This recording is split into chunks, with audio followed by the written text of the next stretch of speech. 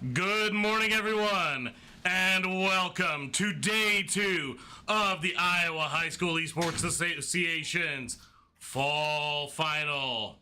I'm your host, Coach Clanton with Marshalltown Community College Esports. And I'll be here joining him as Coach Cass at Marshalltown Community College. And here today in the first round, we have one that I am absolutely excited for. Day 2 of the Iowa High School Esports Association Fall Finals will be for Rainbow Six Siege. And we are particularly proud of Rainbow Six Siege here in Marshalltown, especially Iowa, having an amazing Rainbow Six Siege scene. And of course, not to brag, and I'll only do it one time, hosted by your number 1 seed NJCAAE Rainbow Six Siege team. But hey, it ain't about us today. It's about these ferocious contenders at the high school level. And to start, we have the perennial contender. Brian Johnson has so many rings, he needs to start making toe rings. Lynn Marr. Now for Linmar, we have here their captain, Duke Dolphin, as Ethan Crawford. We have Sergeant Atrex as Cohen Fredrickson. We have Racing Rhino as Ryan Lane. We have Flaming Dracon as Andrew Zolnowski. If I mispronounced that, I apologize. We have Gruffle as Connor Neeson. And on the away team, we have, and the 8 seed, Greene County. We have Nezzy here as Rylan Larson. We have XD as Jordan Serwick. We have the Esports 6 account here as Oliver Harrison. We have Julius Seizure as Carter Fetcher. And Zeno as Hayden Markins. All right.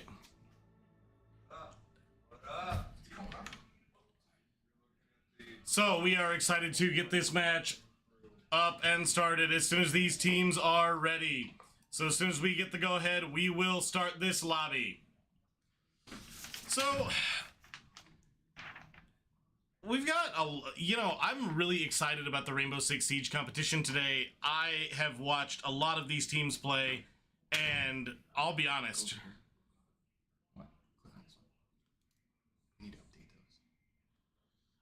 Some of these teams are really, really good. You know, like a lot of the Rainbow Six Siege teams at the high school level in the state of Iowa are ridiculously good. And I'm really excited to see which one comes out on top. After watching all these teams as a collegiate level coach, I'll be honest, I don't know who I would, if I were a betting man, put my money on today.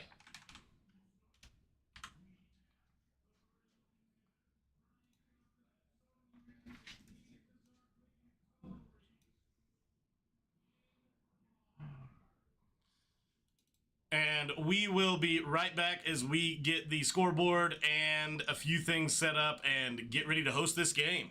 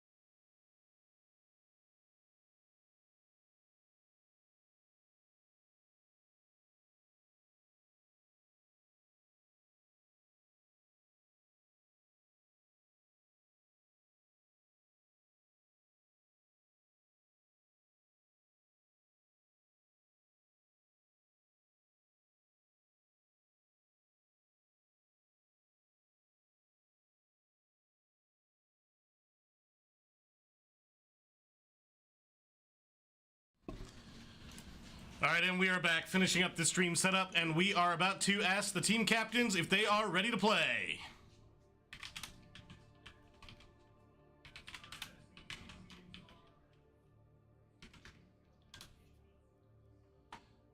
So, Cass, let's talk about the game that we have here. I mean, at a base look in the lobby, you know, Linmar, right? An establishment. Linmar almost always comes out of the regular season every time on top, and I've never been one to count them out in the playoffs.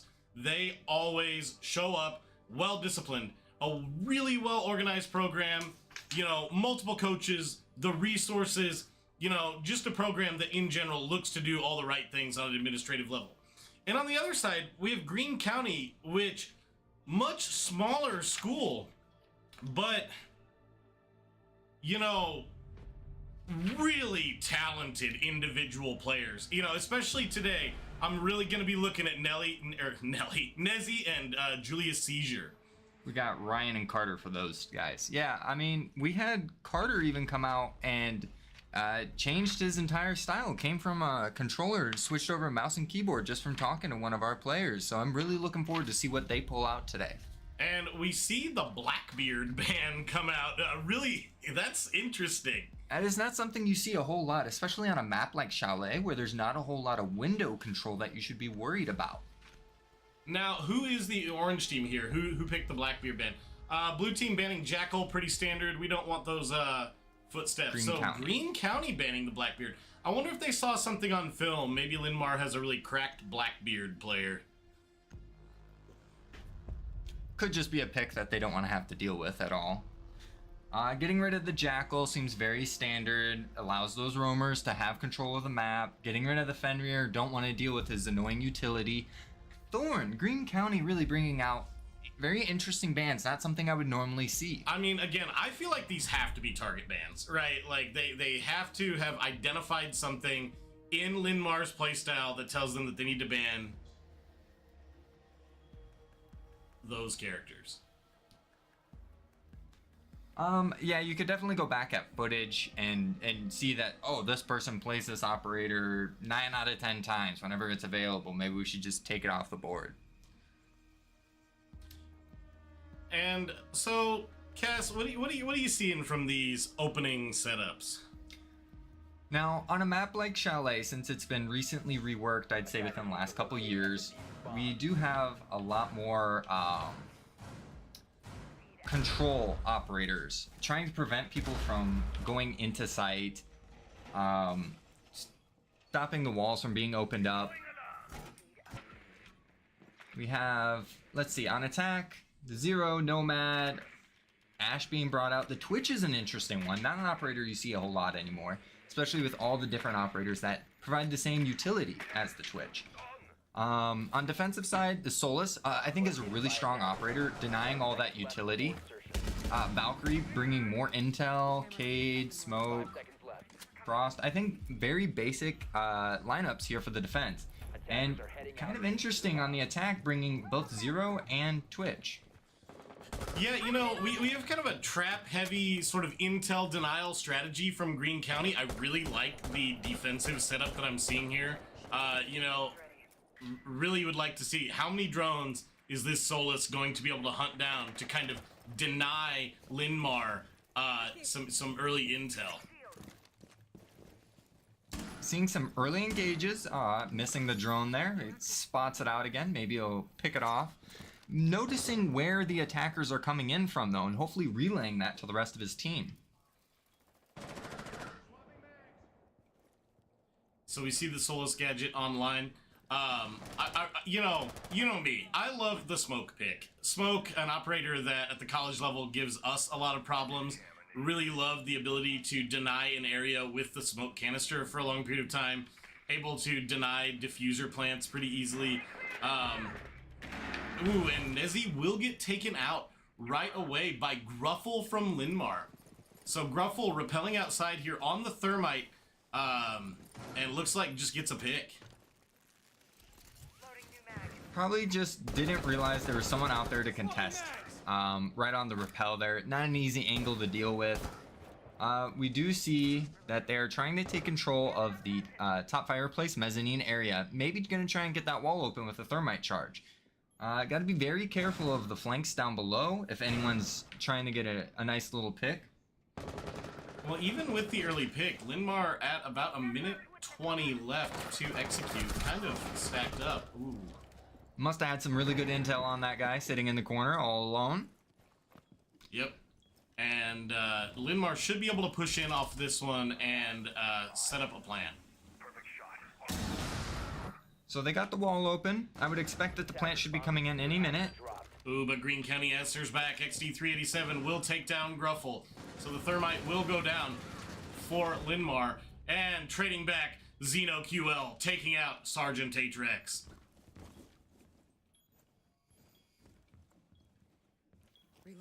So it's really just going to come down to how they get this push in. How do we actually enter the site? Because the defenders are still holding, and now it looks like their answer is let's push them from other angles, and it's working.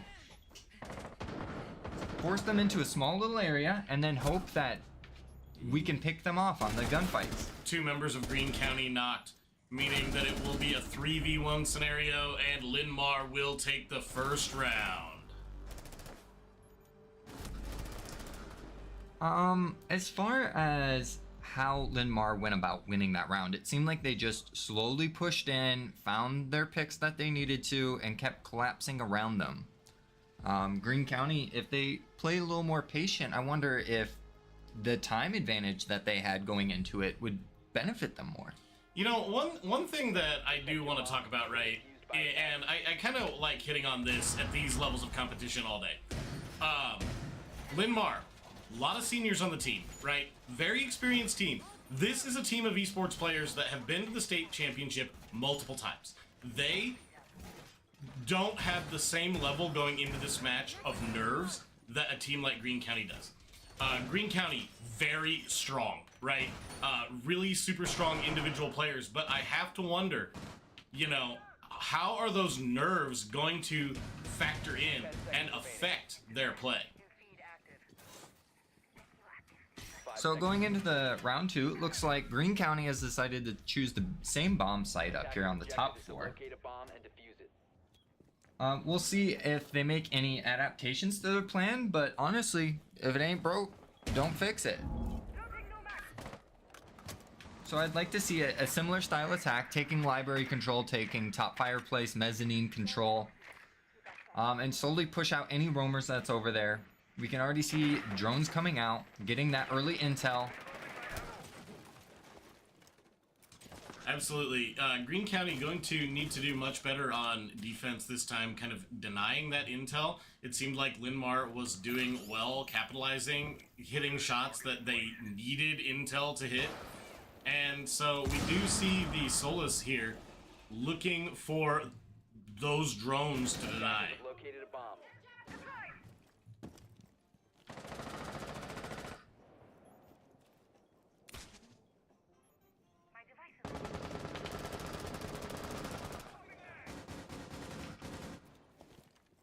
Now, they're still taking a lot of their time, going really slow and methodical about this process, and it seems like they're slowly taking out utility and then getting more and more angles set up to try and pinch out these defenders. Like we can see one on the big window rappel, just holding down an angle. I dare you to rotate. I dare you to move into me. Ooh, but XD will get the first pick on the defensive side here against Linmar. So, Green County with the first advantage we have seen in these first 2 rounds. Now look, Siege, it's a long, methodical, drawn-out game, right? Just because Linmar took 1 round early, that doesn't mean anything. These games can go easily over an hour long. Just barely not seeing that attacker there. The Valkyrie holding down for the Nitrocell, just waiting for some sign of aggression. Oh, and almost backing up just at the right time. Peeking here, but XD from Green County doing a lot of work. But we have the Ash here, Racing Rhino, just walking in. Getting some aggression, now gonna drone back up. And here we see Linmar going ahead, droning out, playing it safe, but 35 seconds left. And look, Linmar did not go for a diffuser plant in the first round.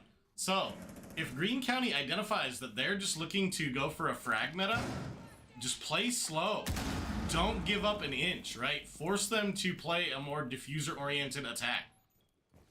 And this really seems to be exactly what they're counting on. But now we have the diffuser going down. We have Ash all the way in sight, just playing back. And now we'll see how the retake comes down in a 1v3. As the Zero's last one alive, now he has a lot of ability to have the intel on any of the defenders pushing up on him. Man, and this, I love the angle that he's taking right here. He's got that Argus cam out, giving him the intel he needs, and just losing the gunfight off the first one.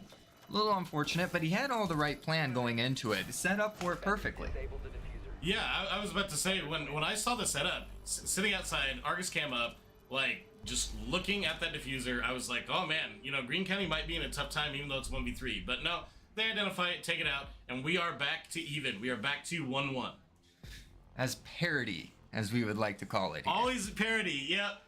Parity or economic equality. For all you parents in the audience, just remember, video games are about resources. Lives, ammunition, everything like that. In games that have economy like gold, they are resources. In Siege, every life from each player is a resource. You don't want to get behind on lives. Now, moving to the basement objective here.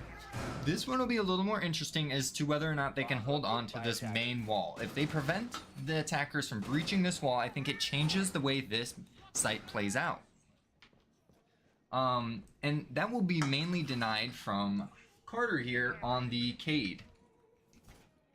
If he is able to trick the wall, as we like to call it, whenever they try and open it, he just throws another Cade Claw to prevent the wall from being opened up. 10 seconds left before insertion. Not bringing the Solus this time, and as we can see, the drone economy is still not looking super healthy. 3 drones left alive for end of prep phase isn't terrible, not ideal. But we do see a swap off of the Solus onto the Smoke. So we had Julius Seizure for Greene County originally playing Smoke. Now it looks like they have swapped Nezzy to the Smoke. Meanwhile, Linmar angling for a bit of a change-up as well. Gruffle staying on the Thermite, but now we see the Thatcher coming into play. A very slow, methodical approach here from Linmar. Still just waiting to really make sure they have the intel before they make any moves. Having the window droned out before they go for the garage take, and see if this breach opens it up. And the 2 Thatchers help make sure that gets opened up. Now with the main breach open, this changes the way defenders have to play around it. They're always at threat that they could walk in and plant the bomb. That's why we see the smoke here. A great way to deny plants, throwing a smoke canister, having that set off. That's 15 seconds of freedom. I'll be honest, I'm not sure I've ever seen this site held without a bandit. Cade kind of does the same thing, but normally you would see it juggled with bandit. It's just a little tricky to juggle the wall. You're really using all of your audio cues to try and determine which wall they're going for.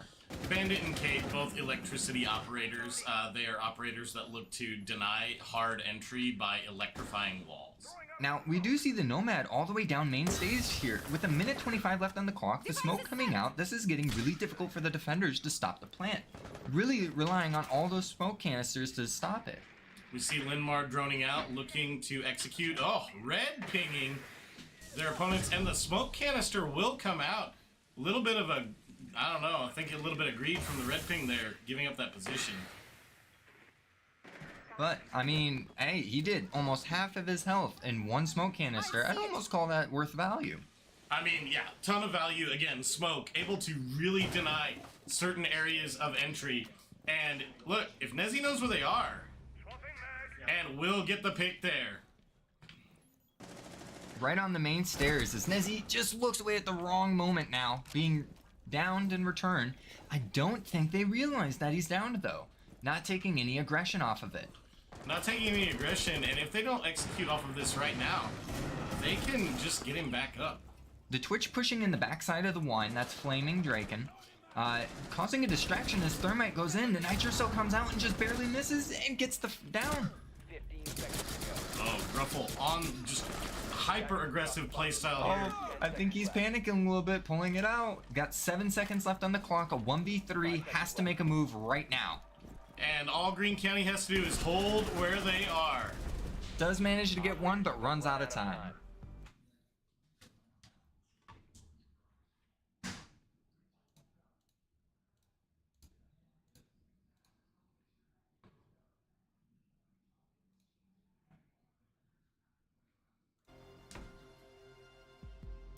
All right, and we see on the attack, here it is. You get behind, and here comes Montaigne. Are we gonna see a Ying? Oh, not quite. Okay, they're teasing me right now, Cass. They're teasing me. I was ready to see the Monty Ying. Coach Andrew here has this weird obsession with seeing Monty Ying come out, and I understand it is a powerful combo, but he likes it a little too much. Look, I need just a little bit of a Timmy element in a game that is not Timmy at all. Montaigne, an operator that just has a big shield. Just walks around and says hello to everybody. Yeah, doesn't really do much, but you know. All right, and we see kind of the we finally see the Warden come out for Greene County. Warden, one of the basically people play it because he's got a good gun. Now, they did have to go to their third bomb site now since they won 2 in a row. And now being in bar gaming, this is going to be an interesting playstyle. They choose to reinforce that hatch, which I would find almost disadvantageous. They want to play a lot of vertical control here, and if they give it all up, I'm afraid they're going to just lose out on picks. Attackers are moving to defuse the bomb. Yeah, I mean, I don't really understand the logic there. I do understand that, like, I think that Linmar needs to speed up their attack just a little bit. Now, I haven't seen them play defense yet, but look, I love a slow, methodical attack in Siege, but you have to execute at the end of the day, and they are getting stalled out hard by Greene County. There's a, in my opinion, a difference between playing slow and methodical versus not executing at all. If you're just waiting for picks to come your way because the other team is so aggressive they just walk into your crosshair, that's one thing. But when Greene County seems to be recognizing that they're playing super slow and just playing slow themselves, as a defender, that's what you want. So Linmar needing to find a point and be like, all right, we just gotta go. Now, they're at the 2-minute mark, taking control of the vertical above, getting open up all that soft floor that they need. Yeah, we see the Buck taking out Nitro the floor. Claw? Ooh, the Nitro Cell, though, almost getting the Buck. And Greene County just kind of backing off, playing really consolidated. And Gruffle will be taken out here by Nezzy. Nezzy with the 2K. He's alive. And Nezzy getting traded out by Racing Rhino. But, you know, two for one, right? Like, at that point, as kind of the deep roamer here for Greene County, Nezzy's done his job. Taking out 2 players just for his life, that's you know, you can't really ask much more of him than that. And here you see XD coming into this game 5-1. The highest performing player on Greene County right now is doing tons of work with this Valkyrie. Getting naded out now, just barely living. If that was cooked a little longer. And we see 4 members of Greene County sitting in this one little closet. They're really being pinched down and playing super passive. Yeah, I don't know how that ended up happening. I don't know if they got scared and that was like, oh, that was a crazy shot there by XD. The headshot from across the room. And that's Jordan here, just really taking his ones and winning them back to back to back. Putting up a hell of a fight here for the defenders. And here we see Duke Dolphin, the 0, in another 1v3 situation. Found themselves in a 1v3 situation earlier, 25 seconds left. Gonna walk up to that electrified hatch, and then basically Duke Dolphin has to get aggressive here. He's got to take his ones. Ethan going for the challenge onto the Valkyrie here. 10 seconds to go. But I'm not sure I'd want a 1v1 XD387 right now. Greene County XD basically winning every gunfight, and you see it again. There it is. Now, we saw some early success for Linmar here on Chalet, and it just seems to kind of fallen apart as Greene County went away from trying to get those aggressive peaks to playing slower, more passive and methodical. And let's see if Linmar recognizes this and changes it up. And if they stick with the Monty, as Andrew here would love to see, that might be what they need. Look, Sergeant Atrex is my favorite person in the tournament right now because not only is he locking in the Montaigne, he has the most important element of Rainbow Six Siege with that cat banner. Yes, we got Cohen there rocking the cat banner, an MCC special, if you will.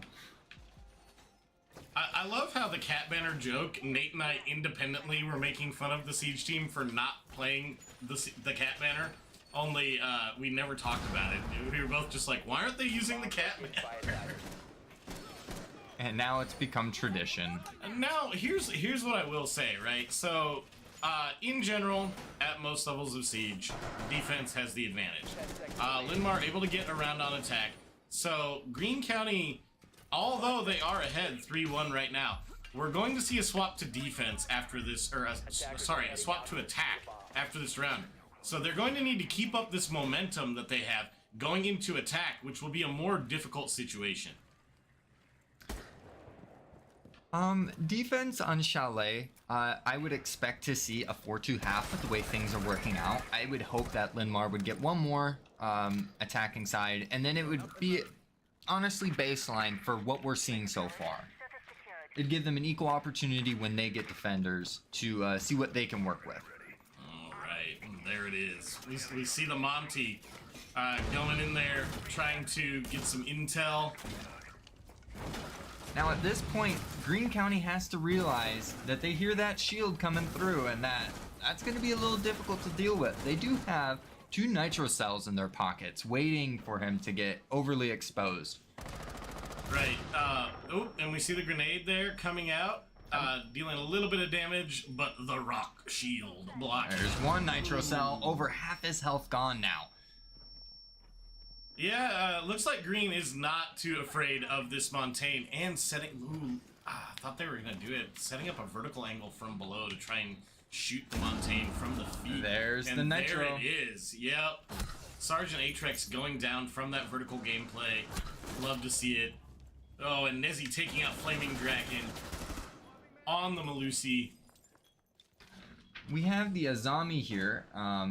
We have Julius Caesar as Carter trying to hold down K9 door to prevent the Zero from walking in. And then we have Frost here just trying to hold down the shield, make sure that Piano doesn't get taken as he's being backed up by Nezzy. Although XD is down. Oh, and we do see the diffuser going down here. So, Linmar.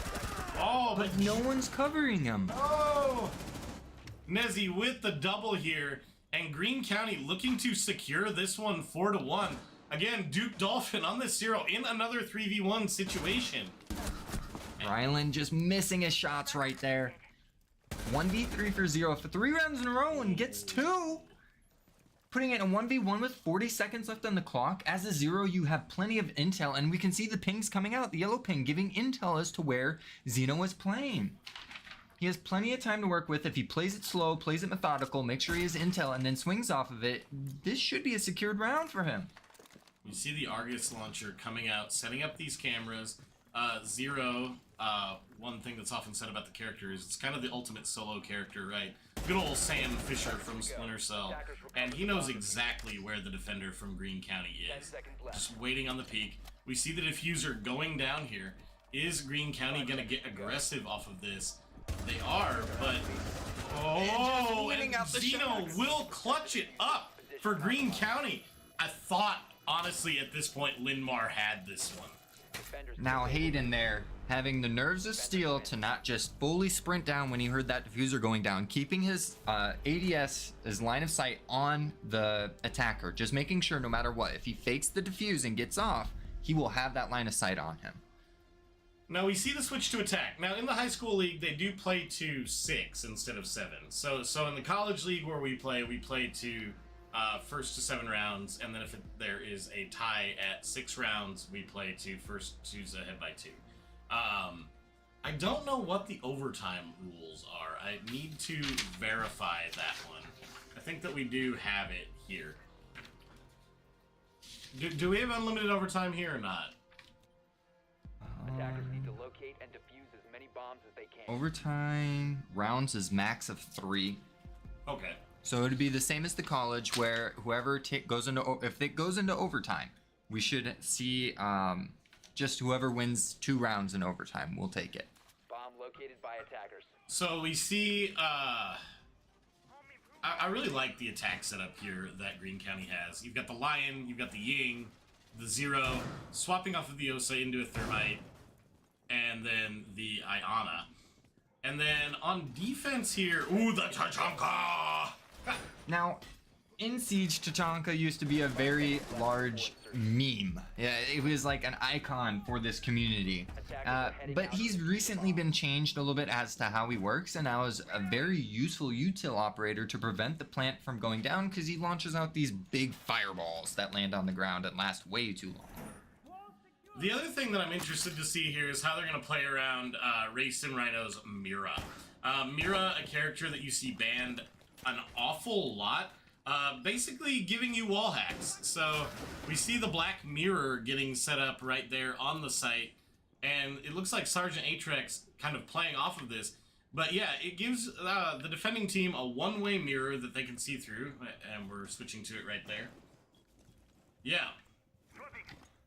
Now, Mira on this basement site is really strong if they happen to take out the main wall. However, if we look on the attacker side, they're doing a full vert clear. But they do seem to have been missing that there's one little Gruffle standing up here all alone. I don't think they have any intel on him. Yeah, Gruffle up here on the Valkyrie. Oh, gets droned out. You spoke a little too soon there. No. Yeah. I was kind of interested to see. Oh, and the nade goes out, winning the gunfight here. Taking him by surprise as he finds a second contender. And 2. Gruffle picking up a nice 2-piece on this roam, and this is huge for Linmar. Yeah, absolutely. The deep roamer here, Gruffle for Linmar, taking out 2, using tons of util just to play fast, get in and out. Yeah. Connor just winning his ones, getting the element of surprise with those impact nades to make holes that they're not going to expect. Now, We hear the lion scan going out, and so... looks like they've decided they just got to hit the site, and the Mira set up in place, ready for it. Racing Rhino saying, not today. We got Nezzy and Zeno all alone. In a 2v5 situation, really rough place to be in Rainbow Six Siege. The Iana and Lion. Linmar really just needing to play safe here, not peek. Unnecessarily. Like that. But hey. Ooh, Nezzy taking out 2. Can he turn this around? No, going for the lion scan at the wrong time. Unable to shoot back. The Cade had a freebie for him lined up. But now we have Zeno in a 1v2, has the utility of flashbangs to try and get this Cade out of position. Oh, it doesn't turn around in time for the Nitro The Nitro Cell. Cell coming out. And Linmar answering right back. Again, the attacker round's a little bit more difficult. Well, we really have to thank Connor for that one, for Linmar getting a nice 2-piece on the roam, wasting a bunch of time. Yeah, I mean, Connor for Linmar, like, that was a really methodical deep roam. It was awesome. He played fast, used the utility to get in and out, and was in a spot that was pretty unpredictable for Greene County to deal with. But he played slow until he got droned. But once he did the choice of, I need to make aggression now. And I think that's the best of both worlds. Not only are you wasting time, but then on the aggression, if you happen to get any picks for it, you double your value. Being defused by attackers. Now we do see the master bedroom defense coming out here. I think that would be the default choice rather than going bar gaming. It's not very common for teams to want to play there over this site. On the defender lineup, I think it's a little interesting that we have the alibi coming out. She puts down 3 little clones of herself that if you happen to shoot a bullet through will reveal your location. And then a lot of trap operators with Legion and Aruni coming out, maybe wanting to just slow down any signs of aggression. 5 seconds remaining. Yeah, a lot of trap operators out here on the defense for Linmar, but... Attackers are moving out to locate a Aw, bomb. Gruffle, Connor looking, maybe thinking about that spawn peek there. I was hoping for a spawn peek there. He thought about it. Oh, and Racing Rhino found one of his own, really getting aggressive. This is a complete difference as to how they played on attack. Yeah, I was about to say, Linmar playing really aggressive defensive style here, where on attack, they were pretty slow. Now, we do see Green County moving in here into the bar gaming area. They're pushing out the Valkyrie Gruffle, wanting to make sure they don't have to deal with that roamer again like they did last round. Tons of intel with drones and Iona clones coming out. Spot out that Valkyrie again. Yeah, definitely just running the Valkyrie around the map. Gruffle being forced to take kind of a long retreat. Let's see how that they decide to re-engage this one. Now, chasing Connor all the way into the basement here may be a mistake if they can't get the pick for it, just by the amount of time they have to waste on it. But now they always have that thought in the back of their mind as to where he is. Could he be flanking up on me? Where did he go? Ooh, and we see the first exchange. XD on the Ying taking down Gruffle. So they do finally get the pick, being able to shove that Valkyrie all the way into the basement. Now they do have some intel, and they don't realize that Flamin' Dracon, the Wamai, is sitting all alone in library. Got a sneaky little angle and picks off 2 for it. Again, another sign of a roamer just not being droned out properly or not being dealt with. So we do still see the diffuser available on the Green County side, but honestly, it just looks like that they are falling apart right now on attack. Really needing to regroup and figure out, look, how are we gonna either, 1, flush out these deep roamers and get these eliminations, or 2, how are we gonna get this diffuser down? Meanwhile, Linmar, they're sitting real comfortable right now. The momentum is certainly gonna go back into their favor. Not an easy angle to fight. Looking uphill and having to deal with 2 defenders peeking down on you. And bringing us to round 8 here, Linmar picking up some momentum going into the second half. Absolutely, and if Linmar is to take this round, we are back even. Back to parity. Back to parity. But right now, Green County's still with the advantage.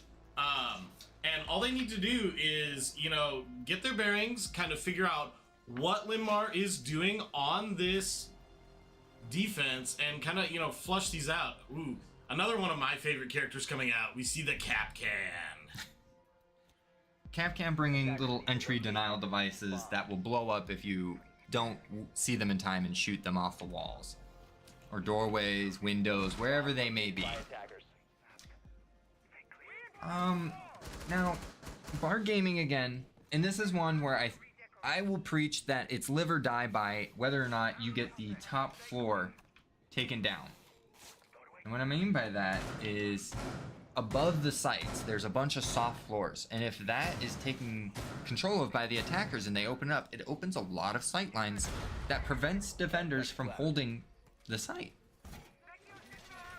But the mirror sitting here in the closet, that black mirror giving her a one-way visibility screen, is really in a strong position to prevent any plants happening in a bomb site, especially having a nitro cell. So,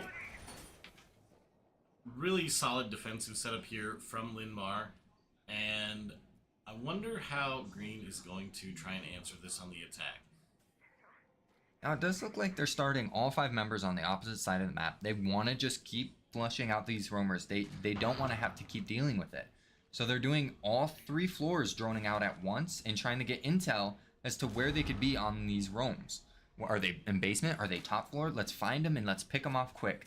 Does he see the Capcan down below? No? Yeah, he's on the main floor. So top floor looking pretty clear. We have the Ying all the way into the basement already. Trying to make sure they don't have to deal with these roamers. But we do see the Capcan is ratting away in there. Just sitting in a corner. I don't think they got any intel on him. No, the Capcan just staying in that spot, and they still do not see right? Flaming Draken. I think that was another miss drone. Oh no, shot through the wall. He did see him there. Flushing out Flaming Draken with the Iona clone and then setting up the wall there. XD coming in, and it looks like Green County has found a little bit of momentum here. Although, Yeah. Carter just taking out a couple of those E1Ds after taking a little damage himself. And Toffler, we're finding a little bit of a resistance from Racing Rhino here on the Solus, but having to deal with these zero cams now. Linmar in a 2v3 situation, however, the Ying is very low HP. And we have Zeno and Nezzy down for Green County, so two of the higher frag players. These lower frag players for Green County, if they want to take this round, really need to step it up. XD still alive, but one hit, very low health. Getting shot through the wall because of the zero cam intel, and then it just makes it too hard to hold down those stairs. Duke Dolphin still alive on the Mira for Linmar in a really good spot, but the diffuser is going down. He decides to get aggressive with the Nitro, but will go down to Julius Seizure. Just making it too hard to play in one little spot. You're being pinched from 3 different angles. You have to stop the diffuser from going down. It's a lot of work to do. And here we have match point. So, Linmar really needing to bunker down on this defense here, trying to get back to even. You know, here's the thing, right? Linmar looked almost impregnable on those 2 first rounds of defense. And so, you know, Green County, they pivoted back, right? Now Linmar has to adapt again.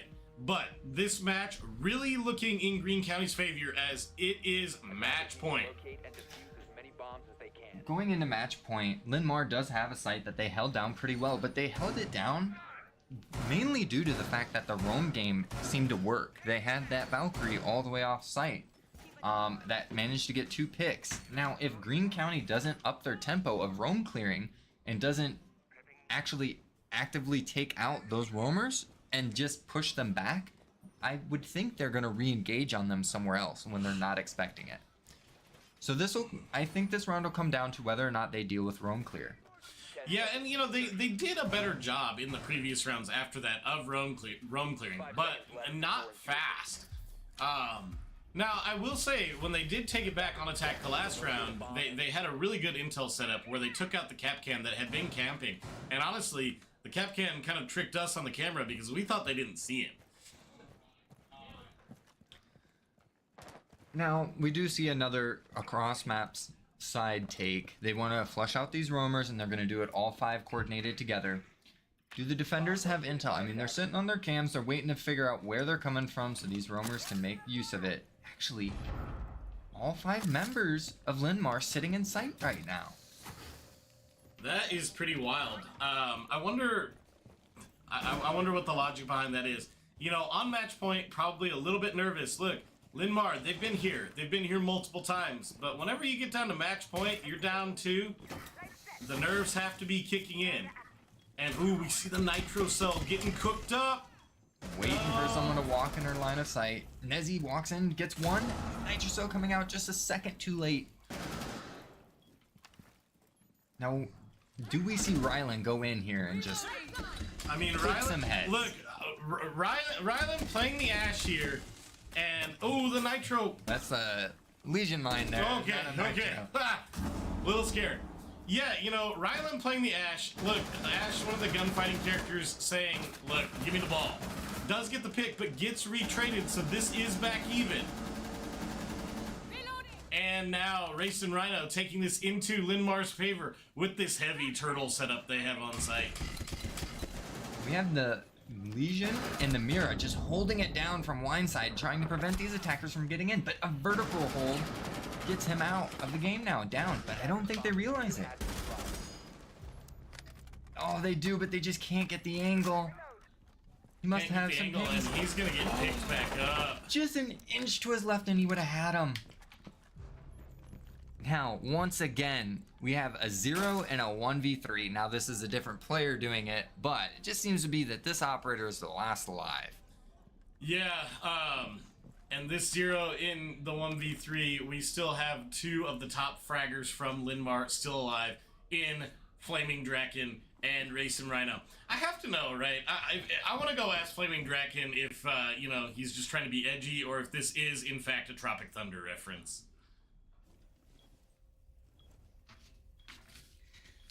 Now, Linmar just playing super passive, holding their angles. They don't have to do anything flashy. The Legion Mine just taking away damage on the Zero here. Getting a little crazy with the shots, flicking around. Oh. Looked a little scared there. Looked a little scared. It might be just the nerves of it. You know, this is a state championship. Everybody's feeling that pressure. I mean, Linmar's been here a lot, but every single time you come to a championship, you know, there's got to be something there saying, whew. Right, yeah, absolutely. I mean, I'll be honest, we're about to, at the college level, head into the national tournament in the next couple weeks, and I think that they are I get the least amount of sleep ever those weeks. And I don't even have to play, so I can't even imagine what these players are feeling right now. Attackers need to locate and defuse as many bombs as they can. Now, moving on to the top floor defense, I think the idea is here, we can win out the two sites on defense we know, basement and top floor. And that'll bring us right back into overtime for Linmar. Absolutely. So Greene County was sitting pretty comfortably.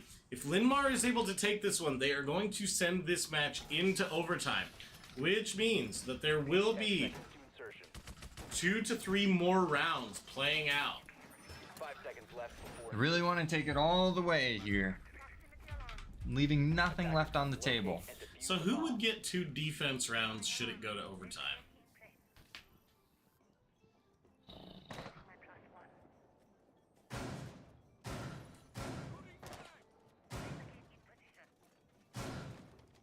Based off the high school's rules, I think it would be whoever's attack now would swap over to defense. So Greene County. So, should this go to overtime, Greene County's still in an advantageous position. Although, I'll be honest, right? If I were Greene County, I would just want to close it out right now. Not have to worry about an extended match. But Linmar's defense has, with the exception of 1 round, been pretty unstoppable. Oh, and I don't know if he has intel on him. Does Ryland notice? Did he have anyone call it out? Oh, but the player from Linmar backing off. Yeah, We got the alibi here, Duke Dolphin, you know, taking a little bit of damage, trying to get those vertical holes to work for him. And another Lion EE1D coming out. Attackers have located a bomb. They're really trying to take that aggression, and Nezzy does find the Wamai sitting up there. Not gonna have that late flank again. Nezzy playing very fast here. Looking for those early picks, looking to break parity early. And we see the Ying going out, but not a push-up off the Ying, and that is a crazy See angle. the person in the corner? Legion getting 2 for it.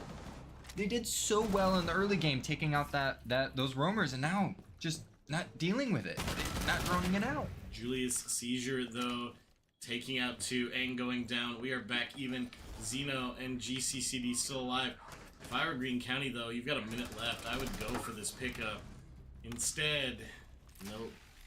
2v2, whole minute left on the clock. They have plenty of time to work with. They have Zero and Iana. These are intel-heavy operators. If they just slow down, take their time, and take their ones, with intel, I think it puts them in a better position rather than just walking in. Ooh, and Linmar holding a long angle there through the hole in the wall.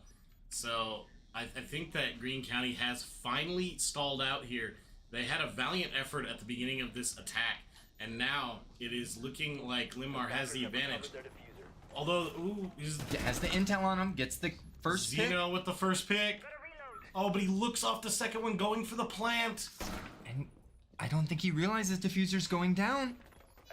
Diffuser is down, and Greene County will take the first round. Excellent performance here. I mean, the recovery, having a great initial pick and then losing 2 members mid-round, slowing all of their momentum and just working through the round methodically, droning out, using those Iona clones. Really well done. Now, here's what I will say. Greene County took this first round. It is close, but one thing I've learned casting these events over the years, you cannot count out Linmar, because this lion will serve you up a red wedding if you're not careful. Alrighty, moving on to match 2. It's gonna be border. And I would like to think that these teams are gonna have a completely different style of how to play this map. It's a very different styled map. And it looks like that we probably need to reset as the teams have stepped away. I can just. So we are going to pause this at the start of the operator ban phase, and we will be right back once we get verification from these teams.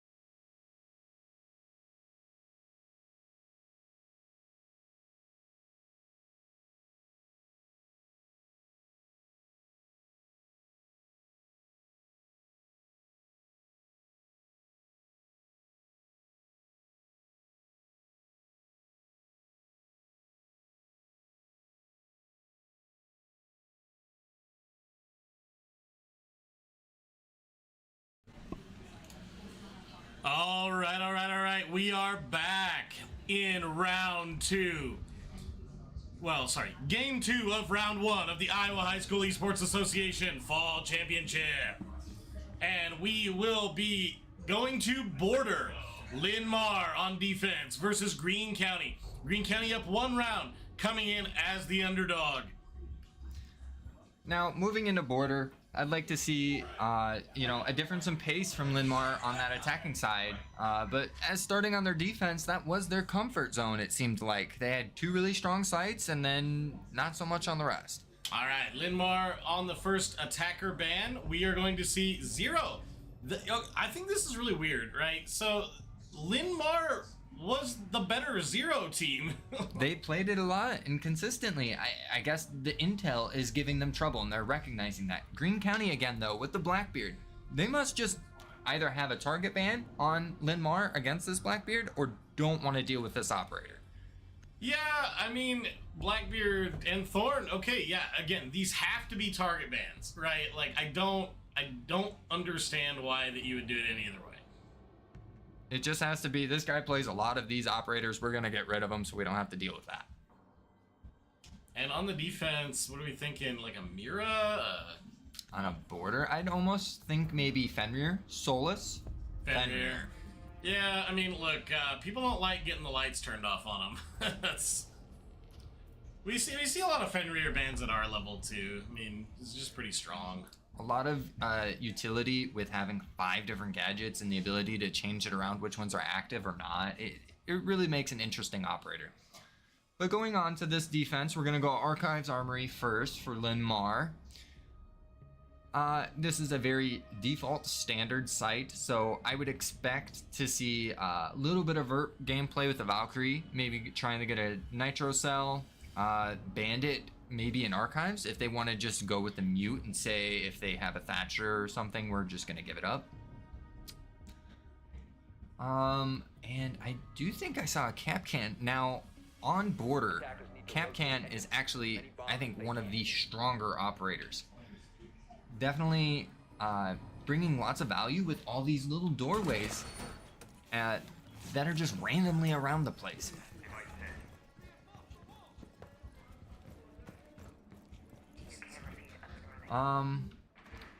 But we do see on the attacker lineup here, your Thatcher, Ace for getting open walls, the Lion again, make sure we have that intel, Ying coming out, and the Iona for more intel as well.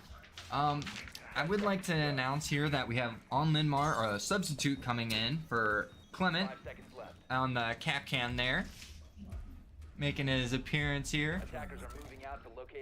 Yeah, you know, look, interesting to see. Don't really know what was going on, but swapping out Flaming Draken, who was one of the top frags on Linn-Mar last round.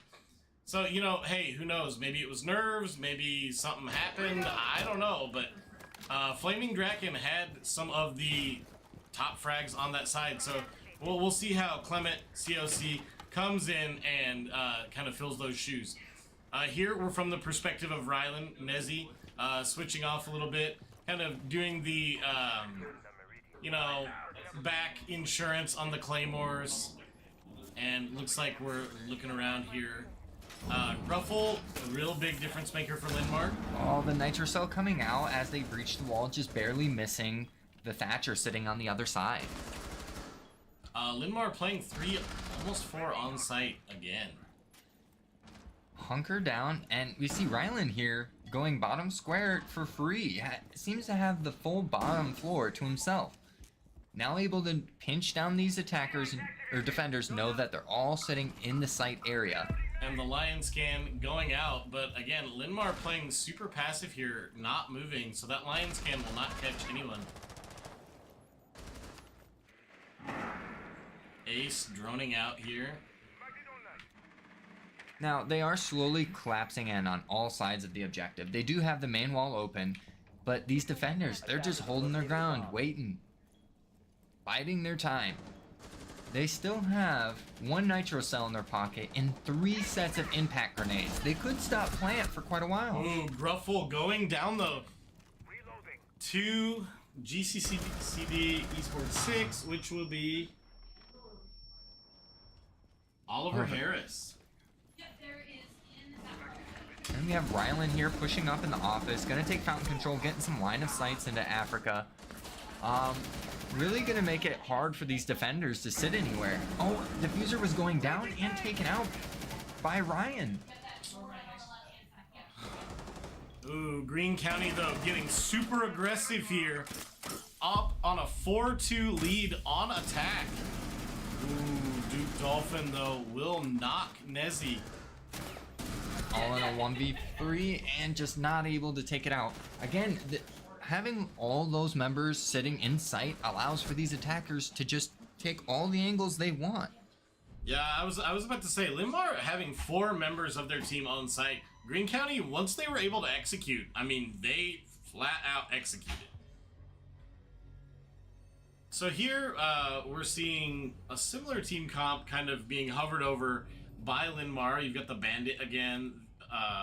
Nope, switching off. So I find it interesting that they're going to go Archives Armory. Again, normally you would only pick the same site if you know exactly what went wrong and you know how to adjust it.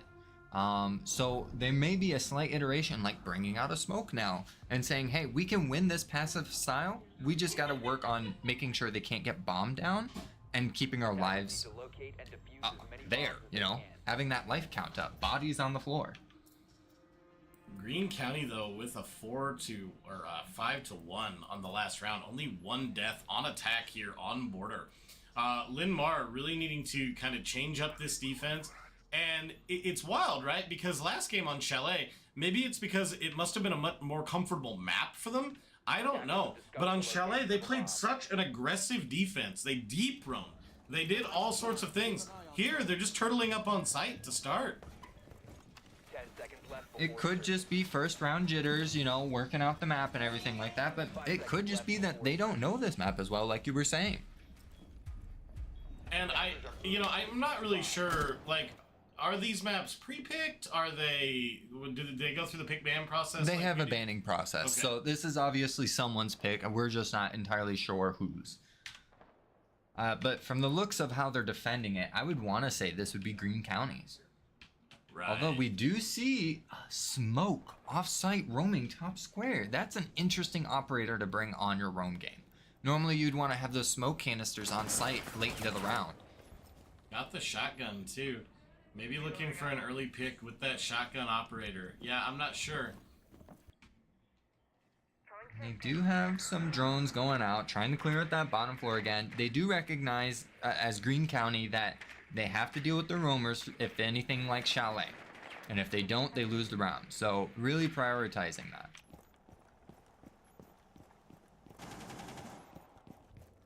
Looks like a full minute just used on droning out and slowly taking that map control in the smoke, making his way back downstairs. Now this may be dangerous because this was already droned out for Greene County. They called this clear. They may not know that the smoke came down again.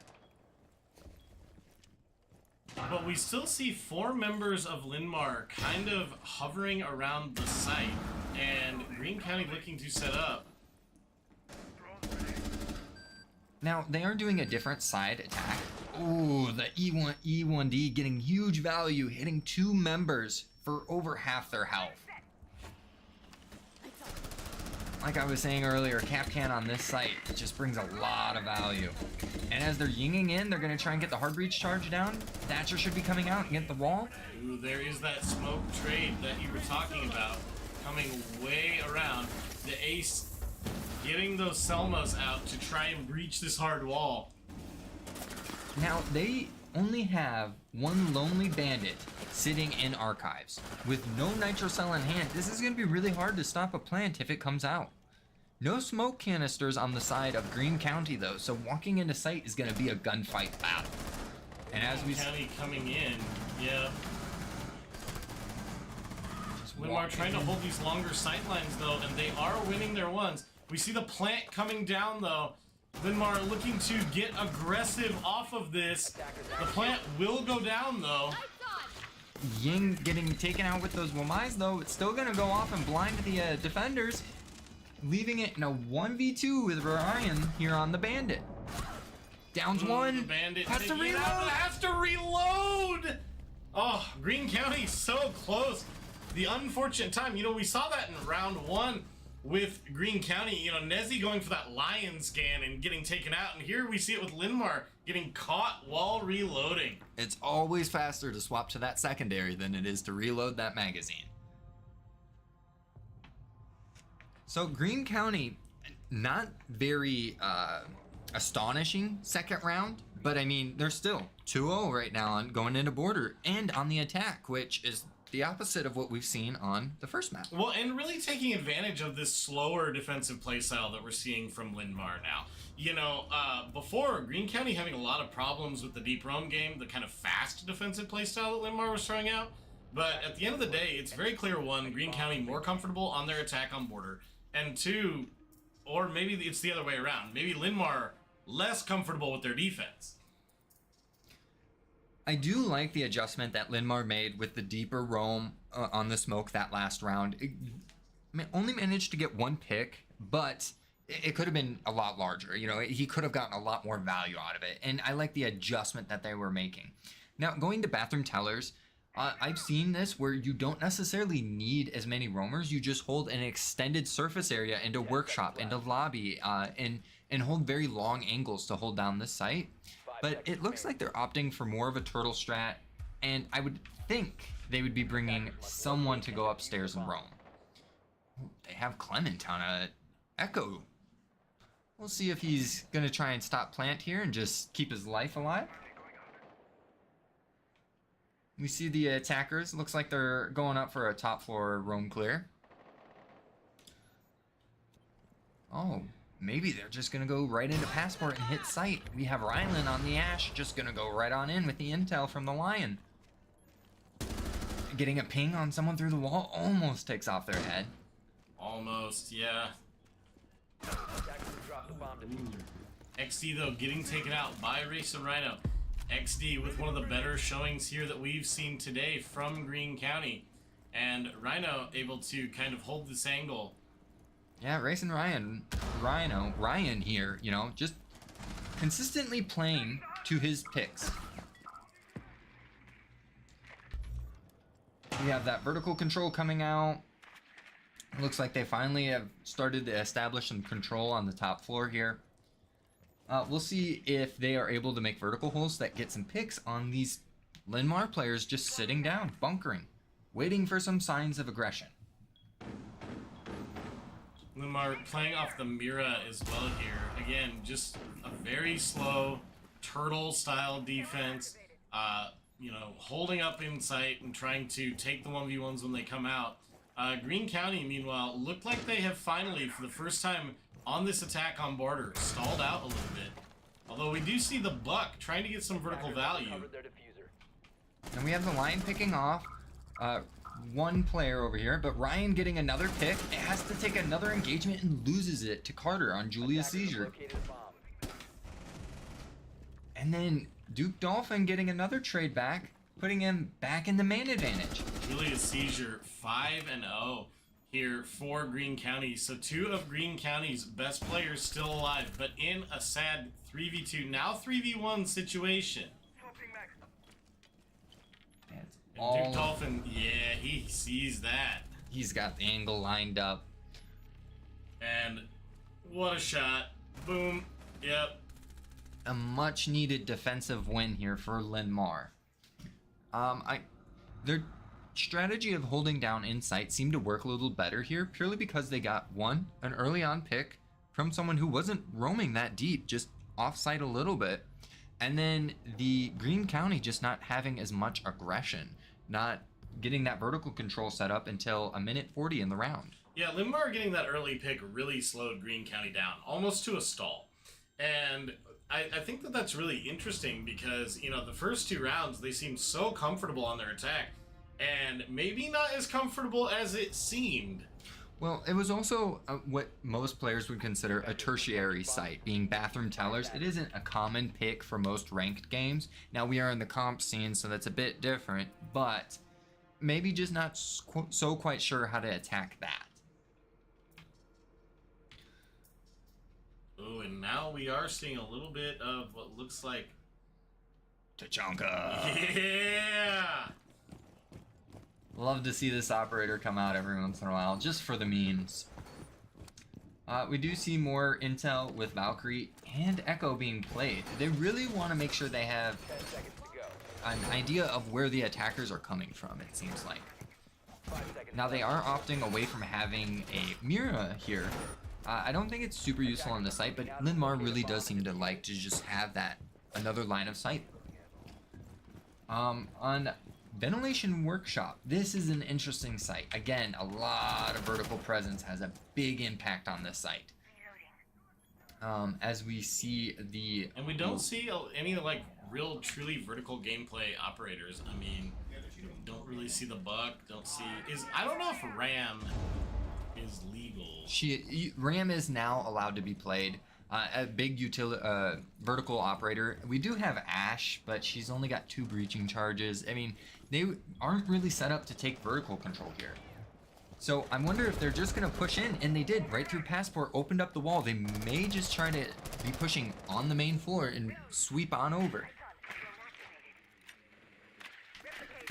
Droning out this customs detention area, just making sure no one's in there. These defenders just holding it down again. They have plenty of intel with all the gadgets that they have. Green County trying to get... Oh, we see the Ionic clone. A scary Ionic clone coming in. And yeah, Rylan having an idea that the Warden's up there, just holding it down, making sure he doesn't get a flank on them. But it's kind of stalling out this attack and the fact that they don't have a real easy way into sight. They just have to walk through a doorway and take these gunfights. Oh, scary. Oh, Rylan with the pre-fire. End up winning that one. At a pretty disadvantageous position too, but will get traded there. Ryan on the top floor getting his pick that he wanted. Now we do see the Ying Candelas coming out. They're going for the plant. Yeah. Does he have the idea of where the diffuser is? No. Oh, shooting in the location of the diffuser, but there's a shield. Impact comes out too late. It is a 4v2, but diffuser is down. Diffuser is down and allowing Green County. Oh no, don't peek. And a GCC 1v2. Esports 6, but Racing Ryan with the quadra. Taking out 4 picks. Now he wasn't really challenged on that top floor, but he made his presence known. Picking off one of the defenders in a trade right off the rip, and then slowly pushing back onto site after plant, and just winning his ones. And Linmar has got this back to even.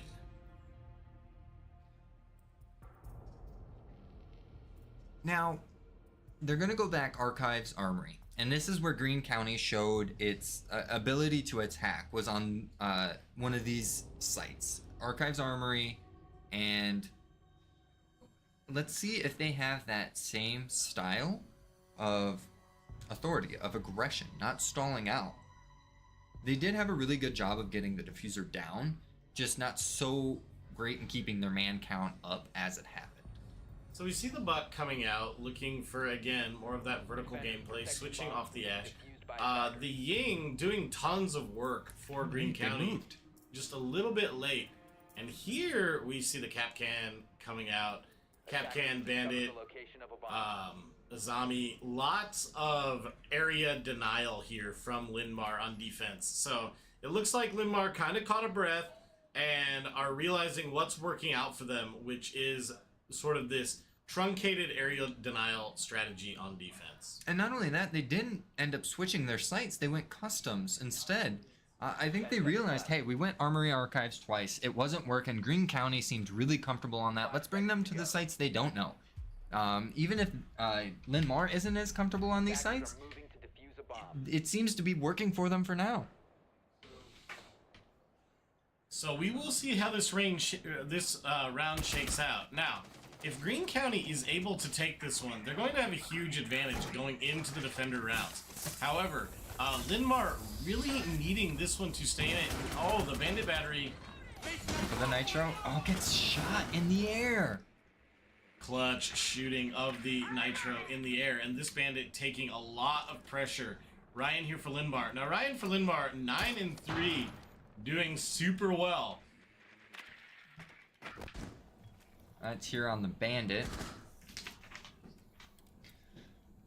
And as they have detention wall open, it seems that we're a little slow on actually pushing them in sight, which is fine because they're setting up for this vertical gameplay with the buff that you were talking about there, Andrew. Yeah, just really bucking out these floors. Ooh, Nezzy taking some damage there. Needing to find where those defenders are, because even though this entire floor is open, we don't have Green County visibility. Ooh. Peeks the same angle and doesn't realize where he's getting shot from yet. Needs to back off, probably. Now, we do see the Azami using her Kiba barriers on the floor that was just opened up to try to provide some cover for the defenders here on site.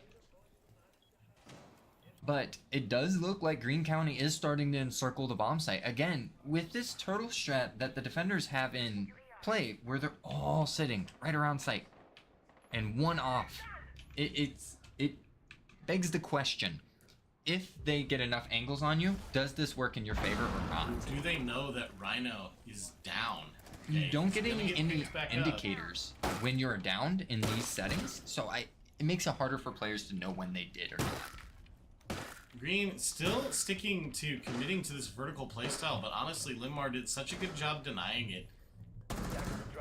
It slowed down so much that it allowed them on site to pick off the bottom four players. Now we only have Rylan and I don't remember. Ryan and XD up here playing the vert gameplay, putting Yingdale through. Dropping, yinging out. Linmar with a huge advantage on the 4-2, peeking there. Oh! Oh my gosh, the clutch! XD with the 2K, they've evened it out again. Oh, but Nezzy will go down. Green County in a 1v2. XD clutching so hard. Oh, but will not make it happen. I don't think he even knows where he got that first kill when he dropped from, because it was right through the wall shooting at one player and just managed to get a second. That was wild. Super lucky. So Linmar coming out of defense with life back in. Wind back in their sails. So we will see if Green County can answer back here on their defense. Now, 3-2 half. Going in, swapping sides. We'll see if Green County is just as comfortable on that defensive side. They are choosing Archives Armory, where they showed a lot of promise on their attack. It makes you wonder, do they know how to defend it as well, if they seem so comfortable on the attacking side? And Monty coming out for Linmar here. It seems like they might have a strategy involving getting a plant down with that Monty. So we see the Monty Gridlock Lion. Wait a minute. Is this our team? What's going on here? I've seen us run pretty similar comps to this. Only, I don't think we run Fuse ever.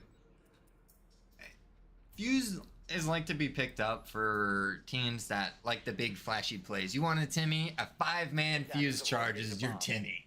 Right. Yeah, that makes sense. Meanwhile, here we see the Smoke Azami, Valt, K, Daruni. So kind of like an area denial trap setup here from Green County.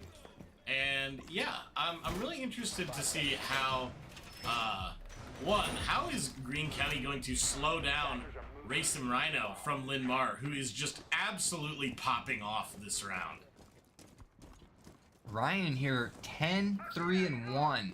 It just, yeah. He's got a consistent 2 kills a round at this rate.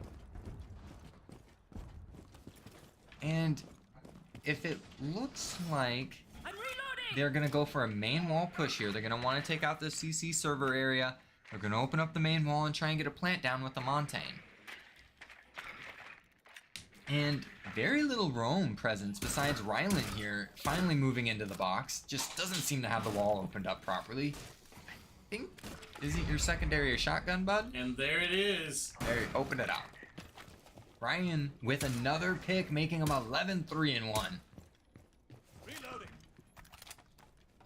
Ryan putting the game onto their back in this second round from Linmar.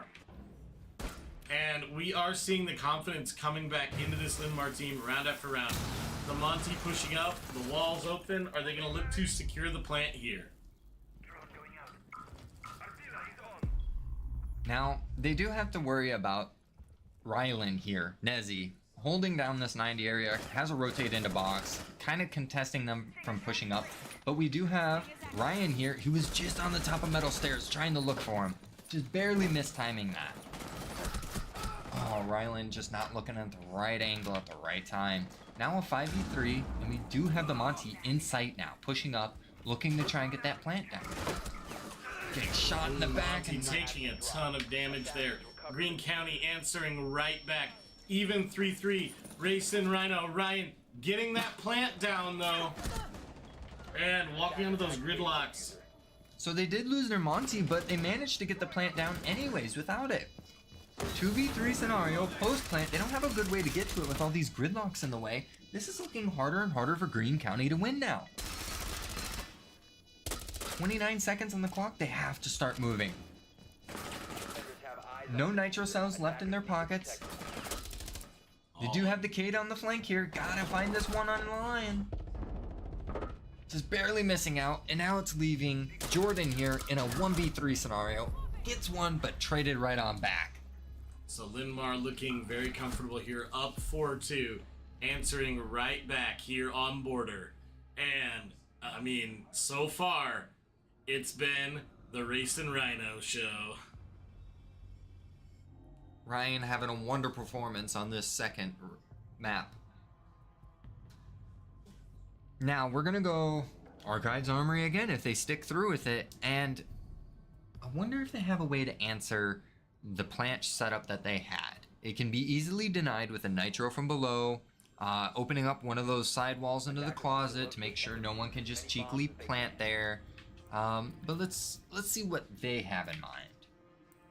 Bringing out both Bandit and Cade, they might want to try and trick the wall and prevent it from being opened up with that electricity. Well, they're gonna need to do something, because Linmar finding a ton of momentum here on both sides, attack and defense. You know, Green County going up 2-0, and then Linmar reeling off 4 rounds in a row. And this is also going to be a test of Green County's mental. Can they kind of shake this off? Now we do see the Aruni gates going down NCC. It makes me wonder if they want to hold this down a little longer and have more active presence there. They don't have any rotates into the hallway or anything like that though, so I wonder if they're just throwing down some gadgets. We do see the Monty coming out again, pushing the same area. Linmar seems to have the same style attack that they did before. Hey, it worked. We're just gonna run it again. See what they do to answer us. Gruffle likes his thermite. Everybody's got to have a team that has that one dedicated hard breacher. You know who you are, and you're a hero to all of us. Oh, wait. A cheeky little angle? He's trying so hard to get this. Come on, Jordan. One more shot. There it is. And we do see Ryan with another pick into the round on server as they're trying to prevent this Monty from coming through, but they just seem to be ignoring him. We're gonna get the wall anyways. Yeah, Green County not having a big answer to this. I mean, oh no! The self-destruct! Linmar killing themselves here, and that's not what you want to see. Taking out your own Monty. That really slows down the attack now as they have no real way into the site. Oh, just barely not able to see the head. Does he get the nitro? Just barely clipping the window. But now he's given away his position. They have a drone on him. He's got to fall back. Does he realize that the Lion is coming to flank him? Does see it and will get the pick there. XD coming in hot here in the finals for Green County. Also been playing super well in this entire game. Holding down this armory side, wanting to make sure they don't just walk in through breach and plant again. That smoke coming out, he's just pre-firing, hoping to find somebody. We see the gridlocks coming out. Linmar looking to execute. Oh! Gets it down. Through the smoke. Just the lucky shot. Now running around the gauntlet to get those Thunderbird heals. The thermite does get picked up again though. I don't think they realized he got downed. And now Clement with a pick of his own. They've walked into sight. Ryan's just sitting here trying to hold down. They have intel on where these players are. They must know this is coming out. The defenders from a nitro below. Oh, Green County getting the nitro from below here. Does Carter realize there's Ryan dead? Pulls out the pistol. Wow. And that's why you don't reload when you run out of ammo. Swap to that secondary. Make use of it. There it is. This is an intense game here on Borders. So Green County finally, after 4 rounds, shaking it off, answering back. Linmar still ahead though, only needing to secure 2 more rounds to take this one and send this one to game 3. Green County showing signs of life and adapting. I really like the nitro cell from below, the 2-man server hold to try and prevent them, apply more pressure so they can't just walk into sight. And it did really help that Linmar did have a team kill with the Montaigne going down really early. Yeah, that one's tough, right? I mean, we kind of peeled off the camera right as it happened. It looks like it was just a miscommunication there with the impact grenade, but impact grenading your own Monty in the back is a little rough. Oh. But we are moving on to Bathroom Tellers. This is our first time that we're going to see Green County defending this. And they do bring out Amira as well. Linmar ran a very similar style setup. We're going to see if they opt to open up the site more or if they're going to turtle down like we've seen before. And we do have another Montaigne coming out for Linmar. They got the gridlock again, bringing out a Twitch, which is a little different. And Clement, he must just love his fuse. Bringing it every single round. Look, he's gonna get a 5K fuse charge. One of these days, and you'll all see. Yeah.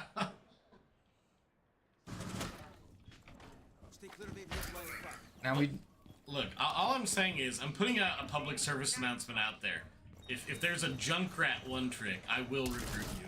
For the same reason. Just so I can see a 5K rip tire at one point as a college coach. I'm just going to shake my head to that one and move on to gameplay here. As we do see the attackers taking out the top floor, trying to get that intel. The Monty just standing there. Someone break this for me. Alright, fine, I'll do it myself. They do realize that the Valkyrie's up here. Early Nitro Cell doesn't do any damage, just misplaced it. And Valkyrie falling off really early, being like, I want nothing to do with that, Monty. You can have it. I'll give you it. Yeah, and Green County really having to fall back here. Huge whiff on the Nitro. Linmar taking total control of this top floor off the back of this Monty. And Green County kind of just stalled out, turtling around their site, which is going to allow Linmar to set up their attack.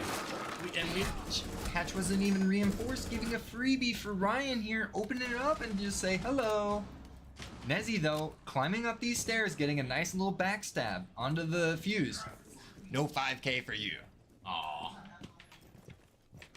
Now we see Linmar slowing down a little bit. We have Gruffle playing off the back of Sergeant Atrex on the Montaigne and trying to get these long sight lines. Green County not peeking and giving it to them, though. It really seems like they lost their momentum when they realized that Ryland came up those metal stairs, and they're like, well, where else could roamers be? And really have to think about this for a second. And 55 seconds on the clock. Looking for that impact, not getting it, rotating around. Ryan here, super talented, adaptive playstyle. Got 2 defenders sitting here in the bathroom that Ryan is trying to deal with. And if he can just find the head of one of them, it opens up this site so much for them. The nade coming out, gonna cook it, just tossing it out. Saw the defender run away last second. They don't really have, Green County does not have much of an answer here though for Racing Rhinos. Vertical gameplay from Linmar. He's putting up so much pressure onto this site. And now, ooh, we see Gruffle go down by Nezzy. Nezzy finally getting comfortable in the roam game. The fuser going down for Linmar. Monty finally getting it out with like 3 seconds left. Now he's just being defended by the Gridlock who got taken out. And now it's all up to Sergeant Atrix here in a 1v2 as the Monty. This is the person you want to be in a 1v2. On diffuser down, gets the knife under the wand. Now it's all up to Rylan. Does he know this gameplay? Does he know how to 1v1 a Monty? If he can get him in the corner, melee his shield, and just try and whittle away so he can shoot his toes. This is the game. 12 seconds left. He's got to get on the diffuser any second, and it looks like Sergeant Atrix has won out the round now. Not enough time to defuse. The 1v1 with the Monty playing out, getting those knife kills, and Sergeant Atrix from Linmar putting on a clinic here with the Monte. Cohen just really showing his experience with that Monty, getting the bomb down with the help of the gridlock behind him, covering it. The last second on the clock, and then just fully extended, only showing signs of aggression when you know he can win is one, and then going right back to playing defensive on that post plant is beautiful play. Linmar on match point now because of it. And if you're Greene County, you'd have to be feeling the pressure after losing that one. Yeah, that one was a little bit rough. Getting 1v3'd by the Monty, pretty tough. But, you know, hey, here's the deal. Match point here for Linmar. Can they take it to a game 3 right now? We do see Greene County opting to go with the customs side bomb site again, or for the first time. We'll see if they have any kind of answer for this Montaigne plant that they've been pulling out. And Ryan here with 13 kills going into this. He's really been performing. Seems to be like the guy you need to look at to shut down.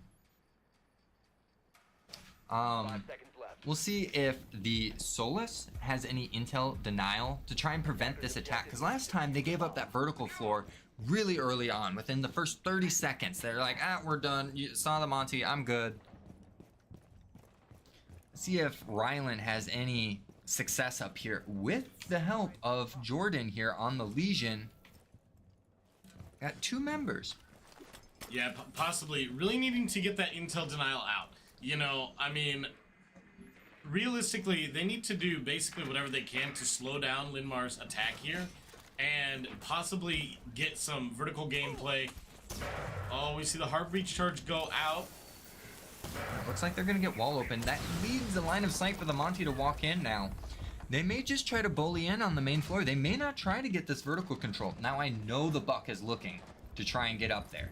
He's trying to contest out the Solus and Legion up here. Oh, just barely not getting hit with that. Hey, you know, cuts his losses, goes straight back to the angle, though.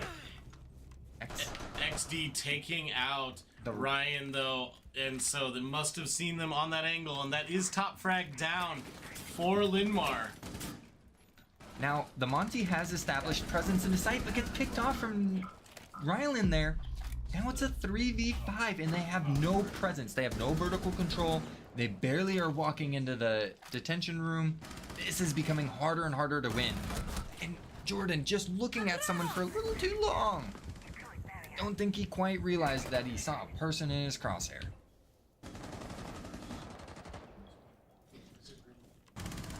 Now, Rylan again picking up another pick.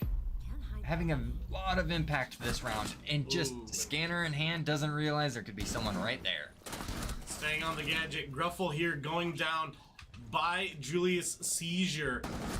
And that will be the round for Greene County. So Greene County trying to clutch it back. One round will take us to overtime or a win for Linmar. Going into round 10 now. Greene County needed that win to slow the bleeding, cut the losses. Let's get some momentum back under them. They're gonna go back to Armory Archives. And knowing that Linmar has been planting with the Monty pretty consistently, identified if we don't let him plant, we should be okay. That last round also having a lot of vertical presence, I think came a long way, and Ryan getting picked off there early on. So a little bit of update from the other games. We did just find out that Belmont Clem advances into the second round, winning 2-0. And then the last time I checked, Clark was up against their opponent 1-0. Here we have Greene County leading Linmar 1-0, although Linmar looking to answer back and tie this one up 1-1 with just one round here on the match point. However, if Greene County can hold here, this one will go into overtime. We do see a pulse coming out for Carter, and I love to see it. They're realizing, hey, they're gonna go for a plant. Let's try and get some intel below and see if we can get a nitro cell again. Nezzy just trying to get rid of that drone. He saw him through the floor with his gadget. Now can't hit the shot on. Carter getting some cheeky footholds over here into the office side. Hopefully catching someone off surprise is what I'm thinking.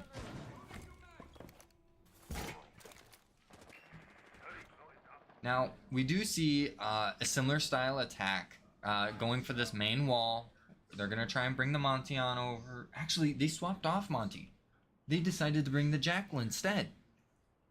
Realizing, hey, they've got roamers. Let's go identify them. Let's push them out. We can't plant here if they're sitting below us, blowing us up. So Linmar had banned Jackal in the last game. Now bringing it out, I think that they've realized that not an operator that Greene County is looking to play or pick. So if they can use that Jackal to their advantage and flush out the roamers for Greene County, this could be the X factor that they need to seal this one and take this one into Game 3. Now, Carter here on the Legion is going to have a lot of presence here in just a minute as he keeps getting droned down in the server areas. And the Pulse down below getting his pick that he wanted. And that pick is Ryan, who has been proven this entire game to be the X factor for Linmar. But Linmar answering right back, Sergeant Atrex, and losing that gunfight there to Julius Caesar. This Pulse having a lot of value, and it's not even from his gadget, just his positioning down below. Oh, and we see the heart monitor coming out from the Pulse. He's looking for those heartbeats. Finds one, does not realize that he can't get the kill on that spot. As Rylan finds one, looking for a second out the main breach. And we'll get it, the 2K from Nezzy, looking to seal this one. Nezzy with the 2K, one member of Linmar, it's Duke Dolphin left alive before overtime. Can Duke Dolphin clutch this one up? He's got 1 minute left, needs to get aggressive here. Has the angle on the Solus, will take out Nezzy. Moving forward, he has Zeno and Julius Caesar left alive. Now, Ethan with 1v2 doesn't know where any of the other defenders are playing right now. Needs to get some kind of intel to try and help him out, but he's not in a comfortable position, not in a safe position to sit on a drone. Always scared about his back here. Not sure exactly where the Zeno, the Rooney, is playing. Now, Greene County has to play disciplined here. They should not be peeking at all. They need to force Duke Dolphin from Linmar to either set up a plant or just run him out of time. And Jordan just reloading it out of nowhere. Peeking unnecessarily, but catches Linmar while they're reloading, and this one will go to overtime. I do believe we had a bit of a disconnect, so we need to make sure that we don't need to pause this one. Yep, and so we are going to go ahead and pause this match here to make sure that Greene County can get their player reconnected. Yeah, it looks like Oliver disconnected there. All right, so once we get the go-ahead that Oliver is back in the game, we will go back to this intense match that is in overtime. But right now, we have a word from our sponsor. Therefore, in conclusion, one must conclude, based on concluding facts, henceforth summarizing. When your 2-page essay needs to be a 3-page essay, it can be stressful. Reset yourself with dairy. So, to reiterate,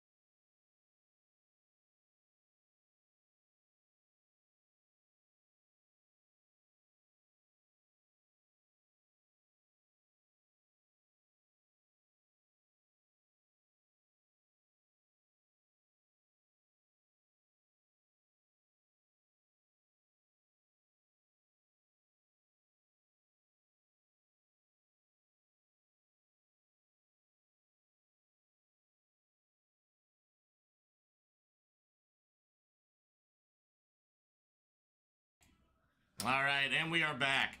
So, had to make sure that we were able to allow Greene County to fix whatever issue they have with their DC. Don't want tech issues to be one of the reasons why that we have, a round won or lost here. So, we are ready to start this one back up, resuming this timer, and going into overtime. Now, Greene County coming off of a big win there, bringing it back into overtime, winning 2 rounds back to back. That's a lot of momentum putting back into their pocket. I think this is going to be a battle, just blow for blow. And Greene County getting the 2 defense rounds, which again is a big deal in overtime. However, Greene County also showed on this map that they are pretty adept at attack. So we're going to see. And again, look, Linmar can never be counted out. Ryan, Racing Rhino, having the game of his life. Like, really playing incredibly well, taking good angles, playing fast, getting multiple picks for their own life. And so, this has been such a fun game to watch and commentate because both these teams just trading blow for blow, back to back. Now, we did see Greene County's 2 wins these last rounds. They both started with Ryan getting picked first. So it seems to have a lot of impact as to whether or not he's there to make those impact entry kills or not. Archives Armory, they are doing an office side take this time. So they're changing up their game plan a little bit and gonna keep the defense on their toes a little.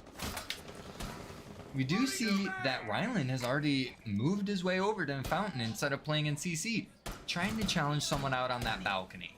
Peek me, I dare ya. Yeah, and making the noise, letting Linmar know that he's there. I'm here, where are you? You see the Monty coming back out.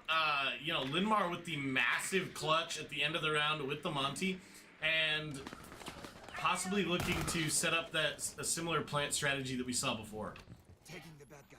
Now, they do have CC control already with 1:50 on the clock. They're really starting to surround Greene County.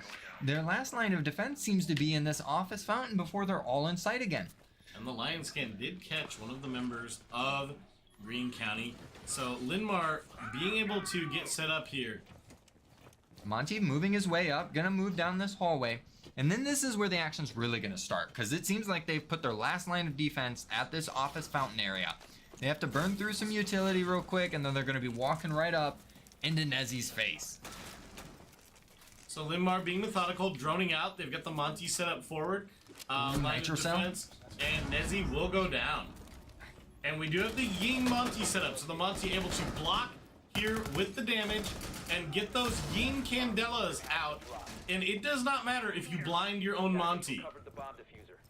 Now, they don't have a lot of control in here, and Jordan's all alone sitting on top of this bomb site, blinded, can't do anything about it, and we have Ryan just walking his way in, going for the plant now, being covered from 2 different angles, leaving Jordan and Carter in a 2v4 post plant now. Yeah, and that's exactly the strategy that I was talking about earlier, the first time we've seen it. The Monty Ying coming out, the Montaigne holding up the shield, Ying throwing in those massive Candela flashbangs, flashing the entire room, getting the plant down, and here they are, just as a 2-stack, holding it out, and Greene County has no answer for it. And using the Monty shield as basically a mirror, just stand still and I'm gonna play off of it, gives Ryan an easy lineup, an easy kill.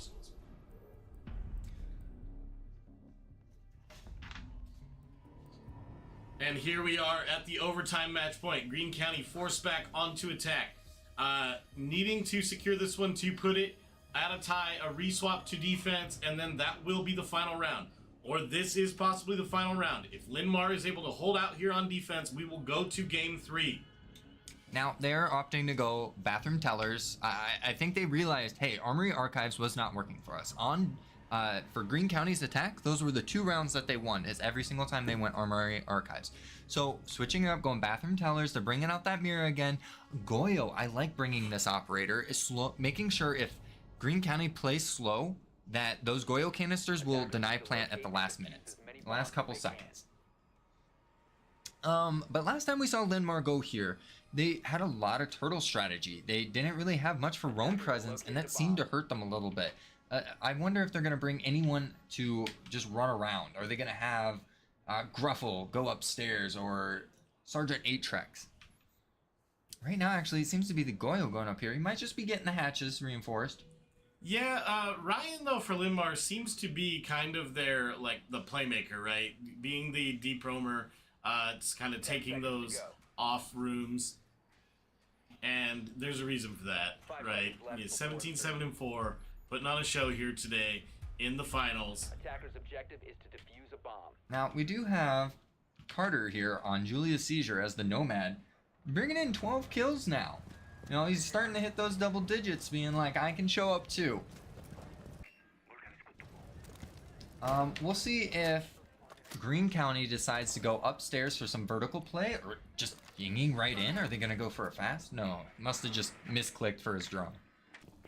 I was hoping to see a Candela for the drone. Oh, just going. Getting blinded from nowhere that you'd ever expect. No. Look, that's a power play, right? It's not about winning, it's about sending a message.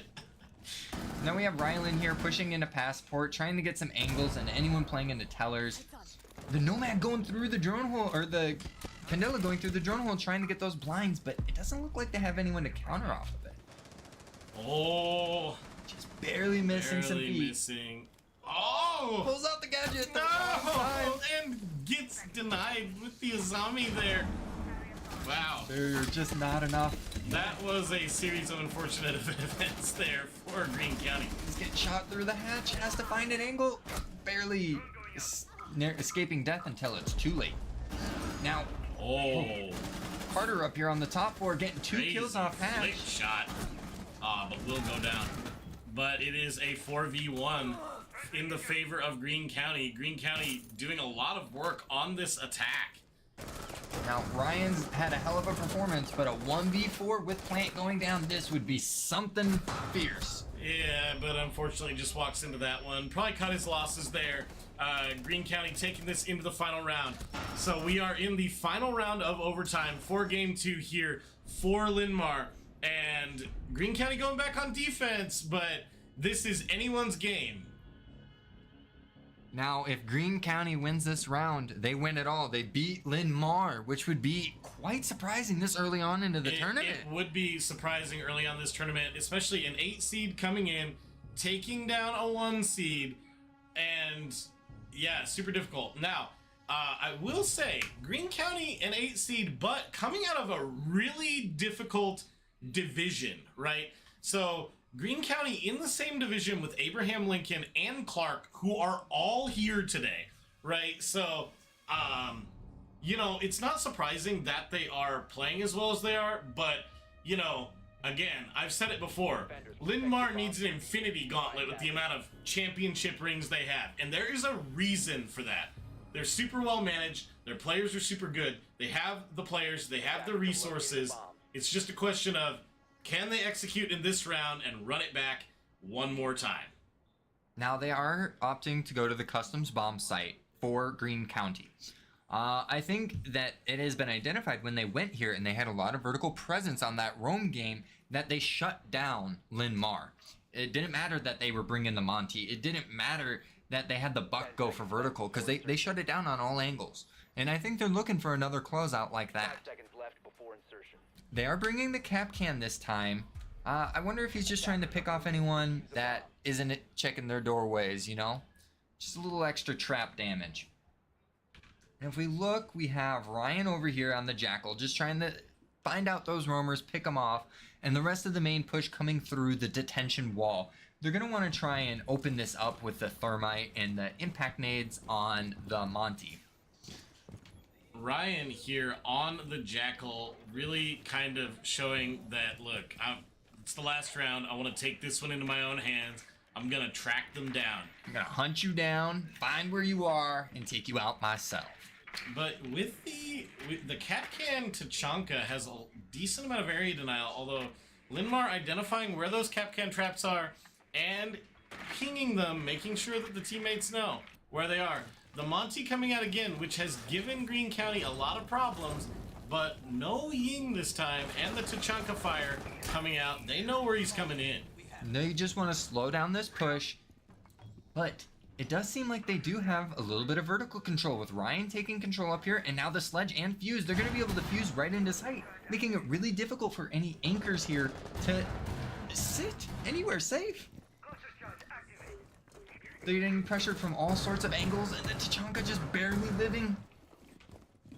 Has to run around the map just dodging fuse charges. Now Solus here trying to find out where the push is coming from. Oh, but the Nitro Cell finally parity broken here. The Nitro Cell taking out Dude Dolphin. Nezzy with the pick on Ryan. Green County looking to solidify this one after they weathered the storm of Linmar's push. The Monty though, Linmar answering back, the Monty providing all of this intel. Monty getting one himself actually, saying I'm not relying on everybody else, I'm gonna take something into my own hands here. Alright, Linmar needing to slow down at this point, provide that intel, and clear out the rest of these defenders from Green County. Oh, the Monty's still left alive. Is he gonna clutch again? Shooting him through the floor, but the Fuse finds one, and now Monty gets a second, leaving it all up to Carter here on the Tachanka.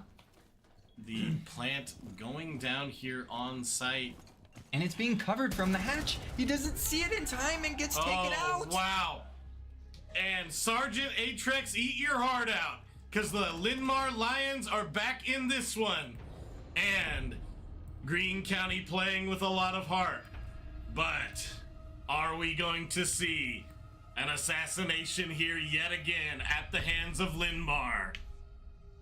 I mean, we have 3 members of Green County hitting double digits, and then we have on the side for Linmar, Ryan with 18 kills. I mean, really putting up a performance. Absolutely. Ryan from Linmar just with the super carry there. And we are going to take a break between these rounds, and we will finish this one out on what map? I believe the next one is Villa. Villa. Awesome. All right, we will be right back. Welcome, interns. Let's introduce ourselves and share a fun fact, right? Do you want to start? Hi, Desmond here, and my fun fact is I'm an identical twin. Fun. Okay, go ahead. What's up? I'm Bryce. Fun fact, I have a dog, and every morning he takes me for a walk. That's hilarious. Thank you. Okay, go ahead. I'm Casey, and I have a dog that takes me on a walk. When the person before you uses your fun fact, it can be stressful. Okay. Reset yourself with dairy.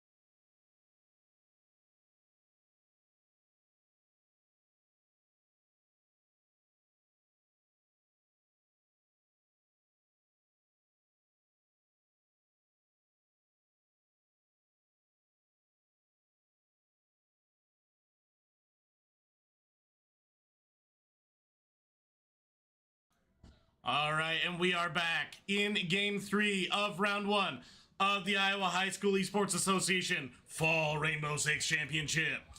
So, we have the ready confirmation from both teams. And who is going to take this away on Villa? Will it be the perennial contender, the Thanos, the Infinity Gauntlet of Rings in Linn-Mar?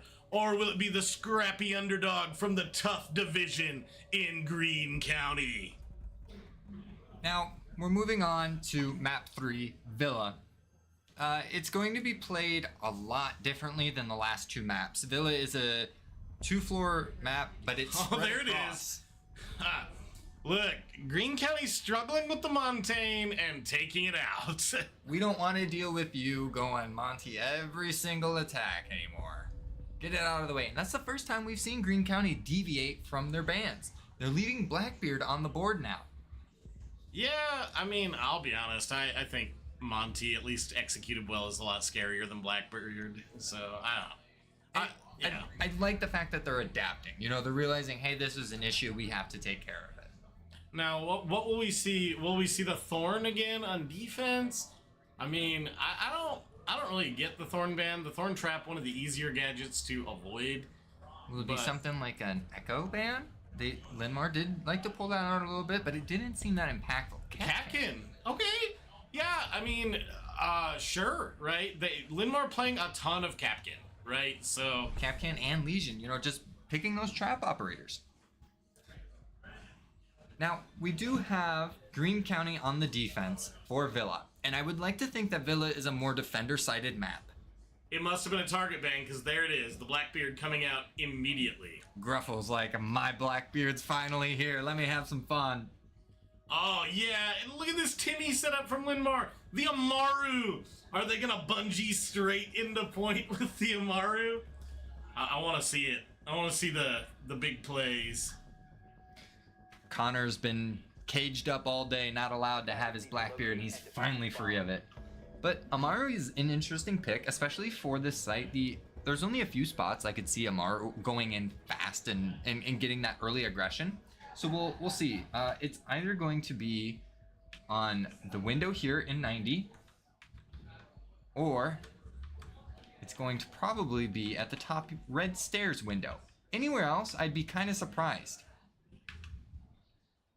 At least for early on aggression. They could always use it as a way of getting around the map quick instead of entering. Right, yeah, absolutely.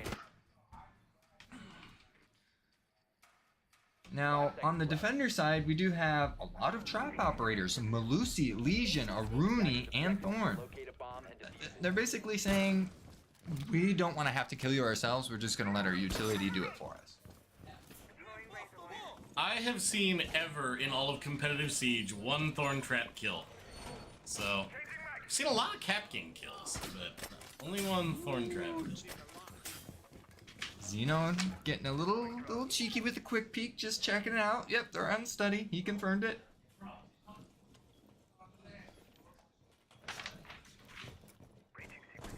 Now, the only person I've ever seen play Amaru is Carter, which tracks. Oh, here we go. Droning out, being methodical. Yep. We'll circle back and see what happens there. They're getting some intel on study.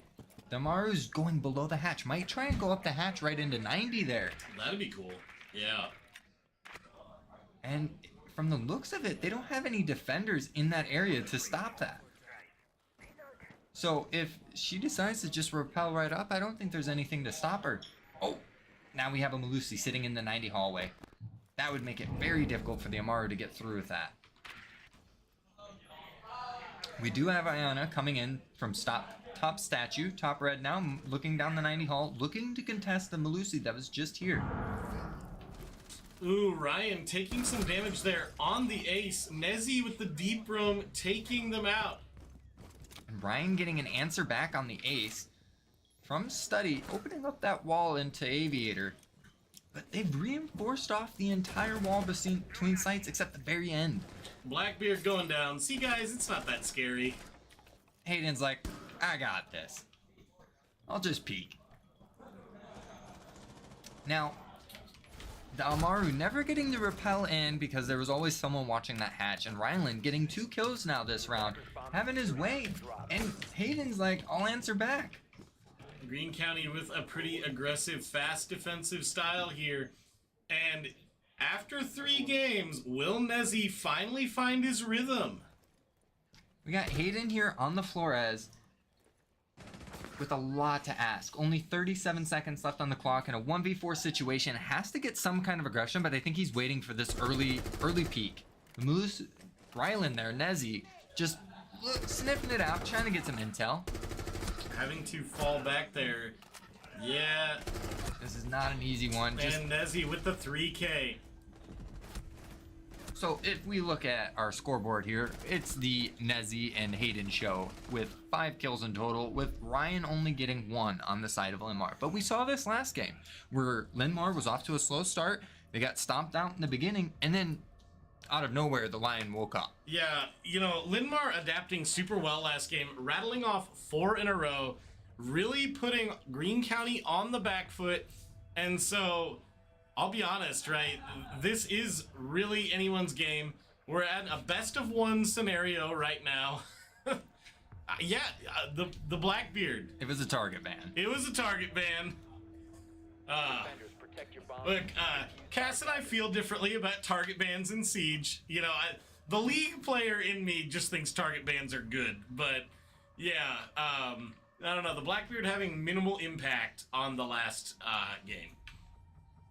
Now, there's always the option that this Blackbeard goes on some windows and hits shots at the same rate where his shield breaks and wins the gunfight because of it. And in that situation, sure, you did your job. You know, you got that extra edge from your operator.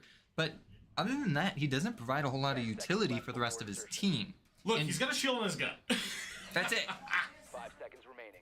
It's like why you don't see Caviera in most Pro League games, because all she does is have silent footsteps.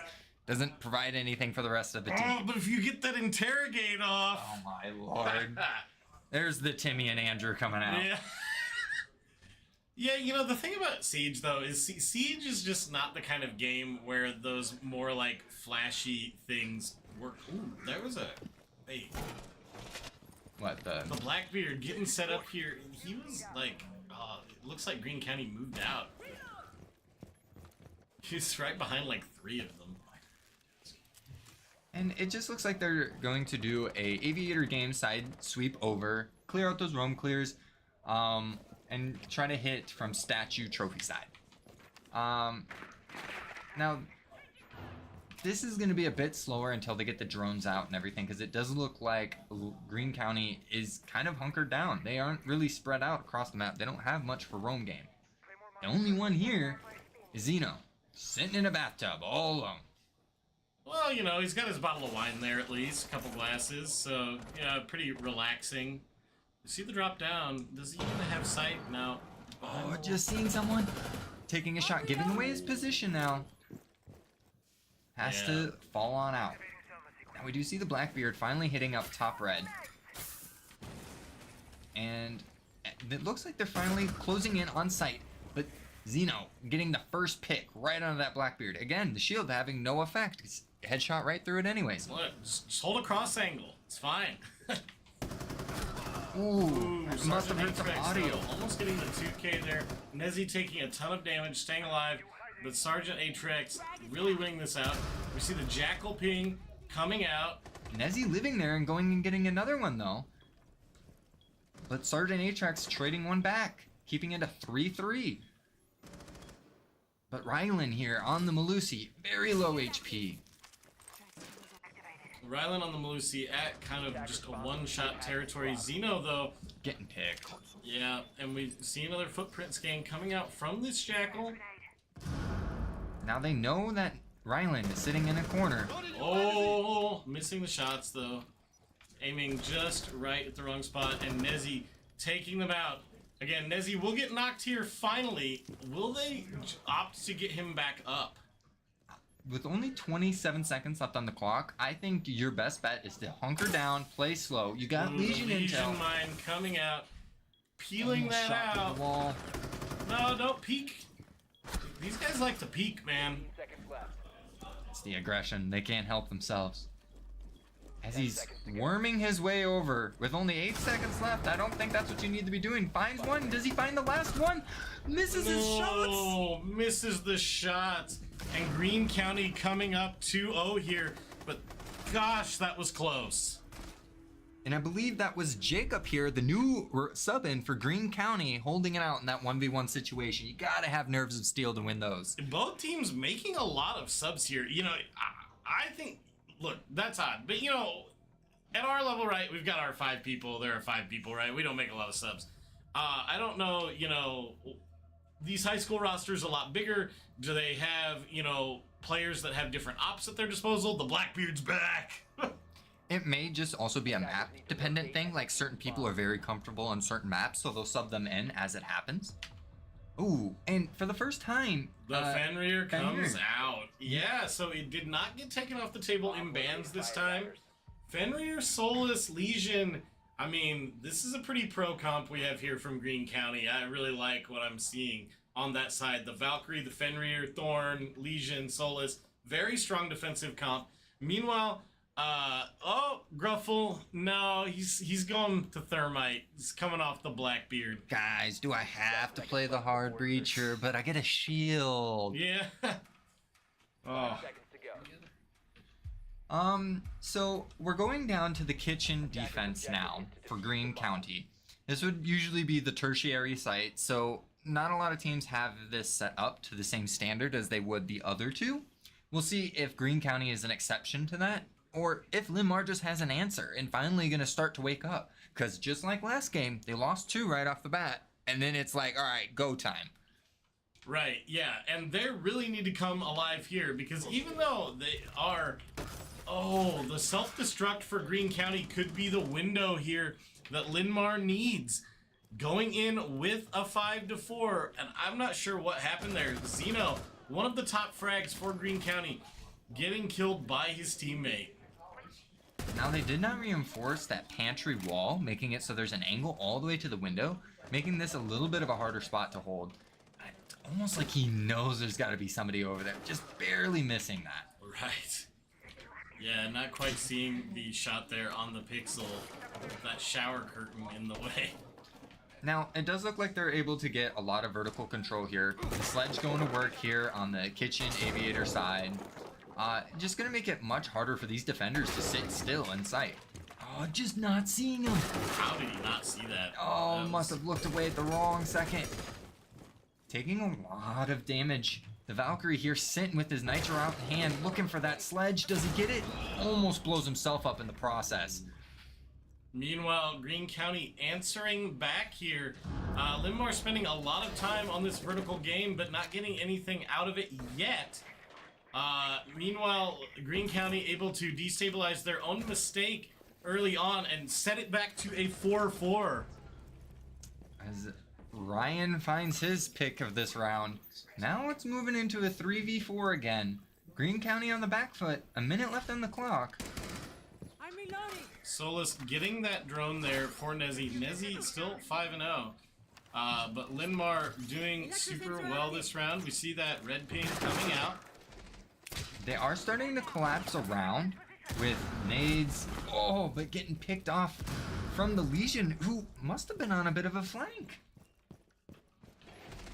Doing some fast roam there. And it looks like that Nezzy just anchoring off site here. Oh, are we looking for a plant? Well, he might just be baiting it out, trying to say, come on, Nezzy, just come peek me a little bit. It's all right, I'm just planting. I mean, at this point, he could have actually gotten the diffuser down, though. Like, the fake, Greene County nowhere to be found. Rylan just barely living. 15 seconds to go. Didn't realize there could be an operator Okay, in there there. it is, yeah. Going Now, for the defuse. going for the defuse. Do they have any way to stop it? 8 seconds left on the clock. It has to go down now, and it is. Now, how do they play this retake? If Linmar goes for the vertical gameplay, which it looks like they're rotating up there for, it becomes so much harder for Greene County to win this back. Rylan here trying to find some initial picks. They do have the Valkyrie rotating up top. Gets picked off through the wall. Cross angles here set up for Linmar. Linmar getting, Ryan, though, going down. but Greene County has to get aggressive here. They're both upstairs with 14 seconds left. I don't think there's enough time. Wow. I think that's round. Linmar coming back into this game. Yeah, that looks like it was a huge miscommunication there from Greene County. Their two off-site anchors taking forever to get back to this diffuser. Well, they thought they were going to be playing vertical. They rotated up with them and left Rylan all alone in sight. And him getting picked off, there's not enough time for them to come back, and it didn't work out. But I think the bigger fault was allowing them to get the bomb down in the first place. You know, you had a cross angle set up. You needed to peek aggressive on that. Yeah, and Linmar taking a lot of time to get that diffuser down. They faked the defuse, and, like, honestly, they could have put it down the first time because Greene County just didn't react to it at all. Nonetheless, Greene County still up 2-1. We're going on to Aviator Games, which they seem to hold pretty convincingly. And we got Nezzy as Rylan going here on the Vigil. Might be looking for a stronger roam game. I mean, he's 5-1. He's looking to take those gunfights this game. Yeah, absolutely. And, you know, first round, right, you see the members of Greene County winning the ones, and then the second game you see Linmar, specifically Ryan, winning, like, all of the ones. I mean, Ryan popping off on Villa, but here, Linmar not really doing much in terms of fragging. Now, on the other hand, Greene County fragging like crazy, but we're still, you know, it's only 2-1. Now, they seem to have a very similar style defense as they had last time. It does look like Rylan has opted to stick around site so far. He is not going on that roam, which I find to be kind of interesting. As Vigil, normally you'd want to go where you can deny intel, make them question where you are at all times. And now we see this attack coming in. They're going to rappel on the study balcony. They might be trying to get the main wall open again like they did the first time. I wonder what changes they're going to make to let this happen, though. Yeah, not quite sure. We see the roam going out a little bit here, though, finally. As Rylan is starting to get some pressure applied to him from down below, does he realize that the buck is over there in library, just on the other side of that wall? On the other side, and, you know, needing to, the buck getting that vertical gameplay down. It's droned out, yeah.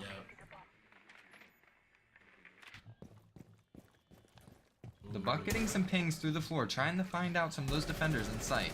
That was very close. I mean, Greene County barely sidestepping that one. See the gunfight? He does. Who is that? So we haven't seen a Fenrir device get triggered yet, which I think is really interesting. Although the self-destruct last round on the Fenrir made that kind of impossible. Vigil back in sight now with 1:30 left on the clock. The buck is not getting a lot of value from down below anymore, having to go up these main stairs. Now they do have the site kind of surrounded, but they haven't opened up any walls yet.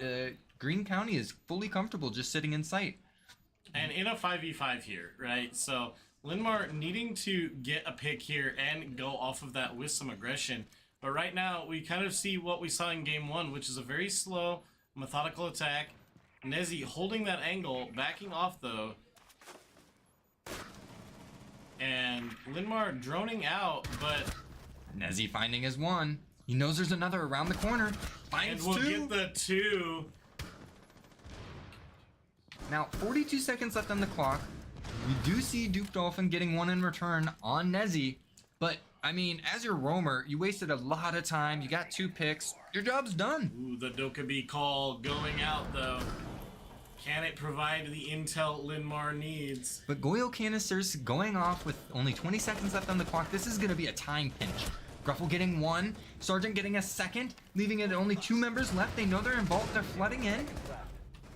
Gets that one. Able to do that fast push off of this and will tie it up. Wow. I want to talk about having a clutch sensation. You have 2 members down on a 1v1, 5 seconds left on the clock, and you win it out by getting the kill. And we are back to 2-2. Greene County on defense here. Linmar getting the 2 attack rounds, and Linmar, if they're able to take another round here on attack, they are going to be hard to stop. For Villa being such a defender-sided map, I really would think that Greene County has to win out this last round. You do not want to start your attacking side down a round already. Attackers need to locate and defuse bombs. We'll see. They're going Aviator games again. I think they realized, guys, we just choked it at the last second. We did well up until that point. And just try to win our gunfights. Absolutely. You know, maybe we are seeing a little bit of the nerves come into play here. We saw the self-destruct on the previous round, and on that round we saw kind of a collapse there at the end. And Linmar taking advantage of it, right? Linmar coming in and saying, look, overall, top to bottom, we're a very experienced team, and we're not scared. We're going to play this until the very end. 10 seconds left. 5 seconds to Cheeky little thorn spot. Put some barbed wire on it, make it hard to move through, and a Legion Mine so you can't sprint. defuse a bomb. Be a nice little welcoming gift for whoever walks up those stairs. I really hope that that actually gets someone. I think that that would be like the cheekiest setup ever. Only else thing you could have put there was a Malusi charge, and that would have been perfect. Just the death pile at the top of the stairs. So funny. Now, we do see this Osa being played very similarly to how they were playing with the Montaigne. You know, push up with the shield, get the intel you need for your team, and just keep walking around. And this is a substitute for Linmar as Awesome Boy. Awesome Boy coming in on the Osa. Yeah, not the traditional Sergeant Atrax being their normal shield op player, opting to play the Gridlock here. I do like the Dokkaebi pick. Ooh, will he see them? That's on the other side of a wall there. Not easily gonna see that right off the bat, and he's taking some time to drone out. But just having a roamer down here to try and contest. Oh, doesn't drone where the Legion is. Goes for a Dokkaebi called This May Save Him if he hears the audio. But he goes right back to droning. Does he hop in? I don't think he saw the Legion here. Does not answer the phone call. If that Dokkaebi hears that audio sound, it might give away his position. And we do have the Osa pushing all the way up into 90 Hall here, trying to contest. See the nitro cell going out That and was a big sticking miss. on the Just barely clipping that banister railing. there. Yeah. The Dokkaebi finally going to start swinging around. I don't think they have any idea that the Legion's over here, but playing very slow. A minute left on the clock as Rylan gets the first pick on the 90. Again, holding down this angle, not letting anyone aggress. And the Dokkaebi didn't check his angle. Legion got the pick down below. Oh, we see the Shoots Osa his kill. coming in, shooting at the feet there. Osa, though, looking to just provide that intel. Zeno going out, and Ryan from Linmar, who has had a super impressive showing thus far. In sight, down winning another. 2 gunfights. 3v3, 42 seconds left on the clock. Gets the flashbang out. Knows there's one in vault. Gets that one. 2v3 now. Immediately capitalizing off of that flashbang. Taking out 3. Ryan from Linmar bringing their team back into this with the 3K. But gets picked off. 2v2 now. 20 seconds left on the clock. The Legion flanks around and gets a second one, leaving Awesome Boy all alone. Awesome Boy in the 2v1. Knows there's one here. Downs one. 1v1. 10 seconds left. Has to go for a defuse. Doesn't even have the diffuser in hand. Gonna have to hunt down this last remaining Legion. Oh no, he's got to get aggressive here. No idea where he is. Hits 2 Legion mines and Greene County will bring this one back. Awesome Boy looking a little lost there at the end. But Linmar taking those 2 crucial rounds on attack keeps them in this really hardcore. I would say this is about average. For what we've seen so far, I think this is gonna, if they draw it out like this some more, we'll go into overtime and we'll see what happens there. Absolutely. Another map into overtime. I mean, the map 1 did not go into overtime. It almost did. And then map 2 did go into overtime. This could possibly go into overtime again here. This is just a drawn out brawl. Here's the other thing about this, right? Is like, you know, one of these teams, actually both of these teams are going to have to go right back into competition. The other teams, all the rounds are over. They've had a break, right? It is going to be a slog today for both Greene County and Linn-Mar, whichever advances in both the winners and the losers bracket, respectively. Now, the winner of this game will play Clark in the second round. And yeah, 10 seconds you know, Cass, I talked about it today, right? Like, a lot of times, like, in these tournaments, there can be, like, a skill diff between the teams, in between the higher and lower seeds. For Rainbow Six Siege this year, all of the teams that are in this bracket are incredibly talented. Like, I honestly would be shocked if this wasn't the peak of competition we see all year, because all these Siege teams are really good.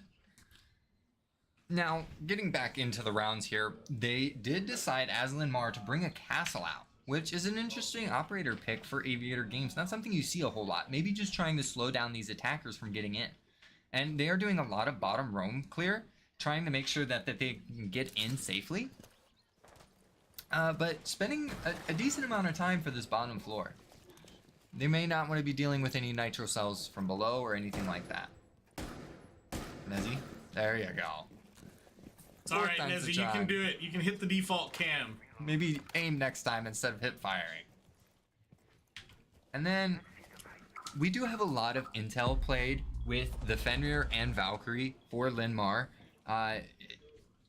If anything else, without the blind, Fenrir still gives you an audio cue of when someone is walking into an area. And that can be used quite impactfully. Now, we do see Ryland starting to push up these red stairs. Ah, backs off the angle. Still, slowing this aggression, slowing it down. We do see a Blackbeard on the side of Greene County. Like, we can play it too. See if they have any more effect than Linn-Mar did. Running into more castle barricades and no real way to deal with it. This Blackbeard might just have to sit there and melee it like 9 times.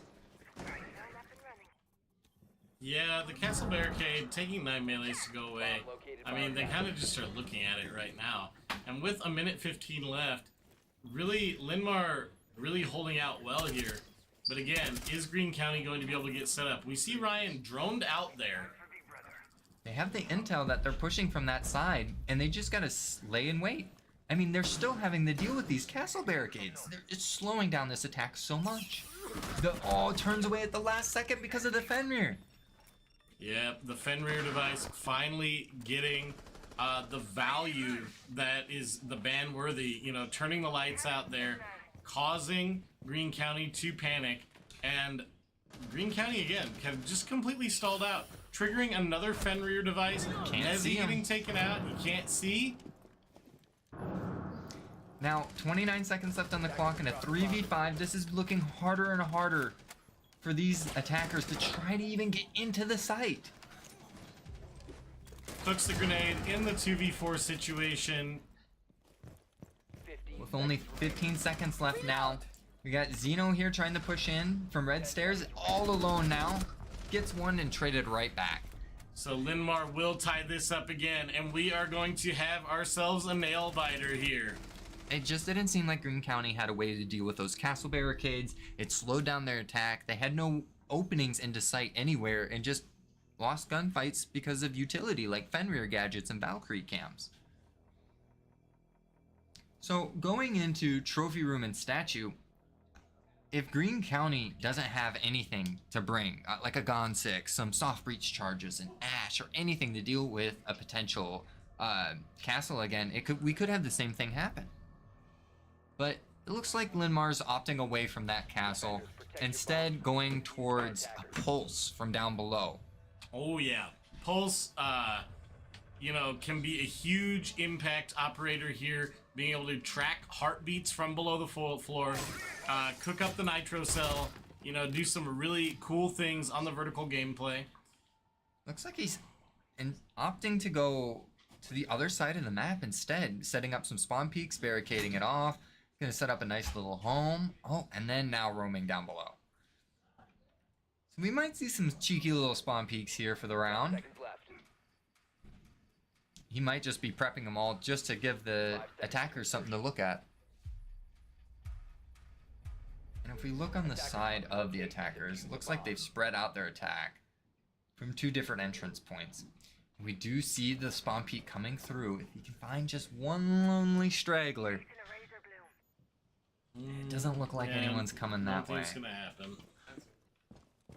And we do have the gridlock going all the way to the basement. Not a very common entrance for a lot of players, so it can catch him off guard if you rush through there or just get a pulse with his cardiac sensor out instead of looking. The OSA pushing forward here. Green County trying to play around the shield like Linmar did so effectively, but looks kind of like a deviation from their normal strategy. The pulse here, Sergeant Atrex taking some fire. Ooh, they get roam cleared. That barricade that he put up himself hurt him. He had nowhere to go and he's getting shot through the wall. Makes it really difficult to just sit in one spot when you have no escape. As roamers, your main objective should be wasting time while having an escape path for when they push you.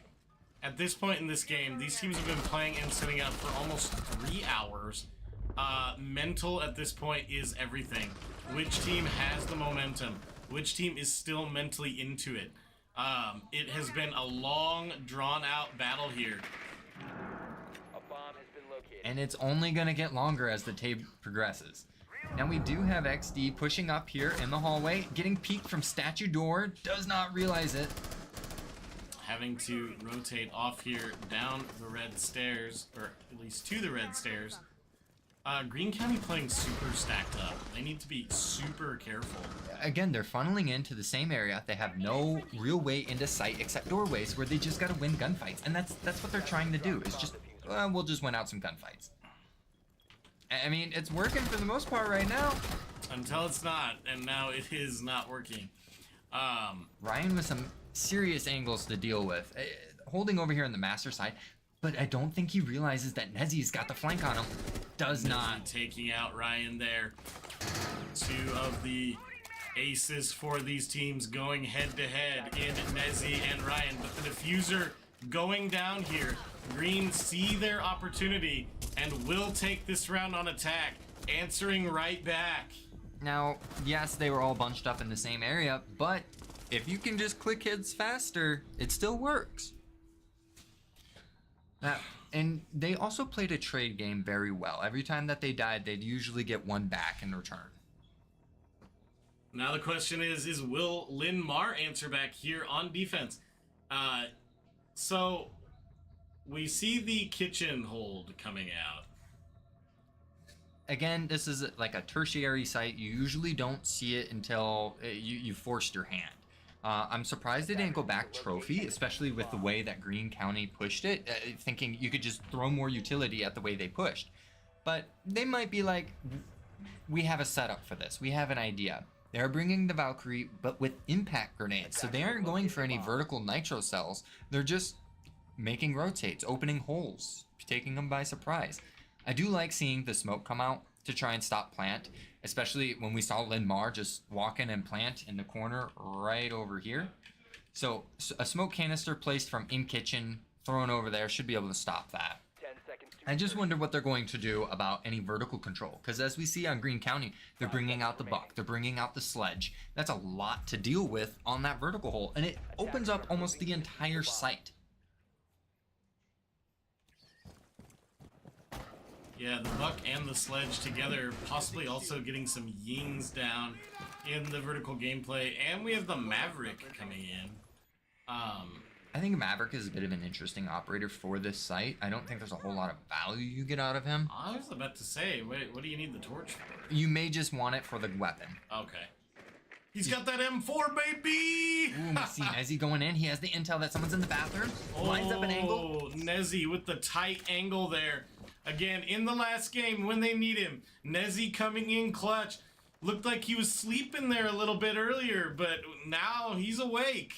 11-4-1. He's definitely said, I'm here for this game. And look, this is, at the end of the day, the game that matters. Although we see Ryan aggressively pushing forward. Yeah, not even looking. He gets 1. He can get 2. Rylan finds one of his own. Getting shot from sight, though. that vertical working against him a little bit, but in a 4v3 with a minute 50 left on the clock and Sledge still alive to make vertical holes, this is looking very favorable for Greene County. Have the IAHSEA still alive, so we have the ability on the side of Greene County, the IAHSEA clones, drone economy, and Gruffle, though, with the Valkyrie here.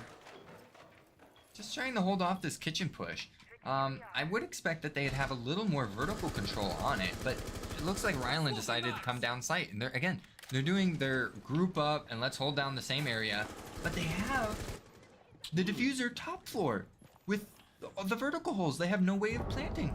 Sees one on site. Does he get the pick? He does. Going to have to go for a frag heavy.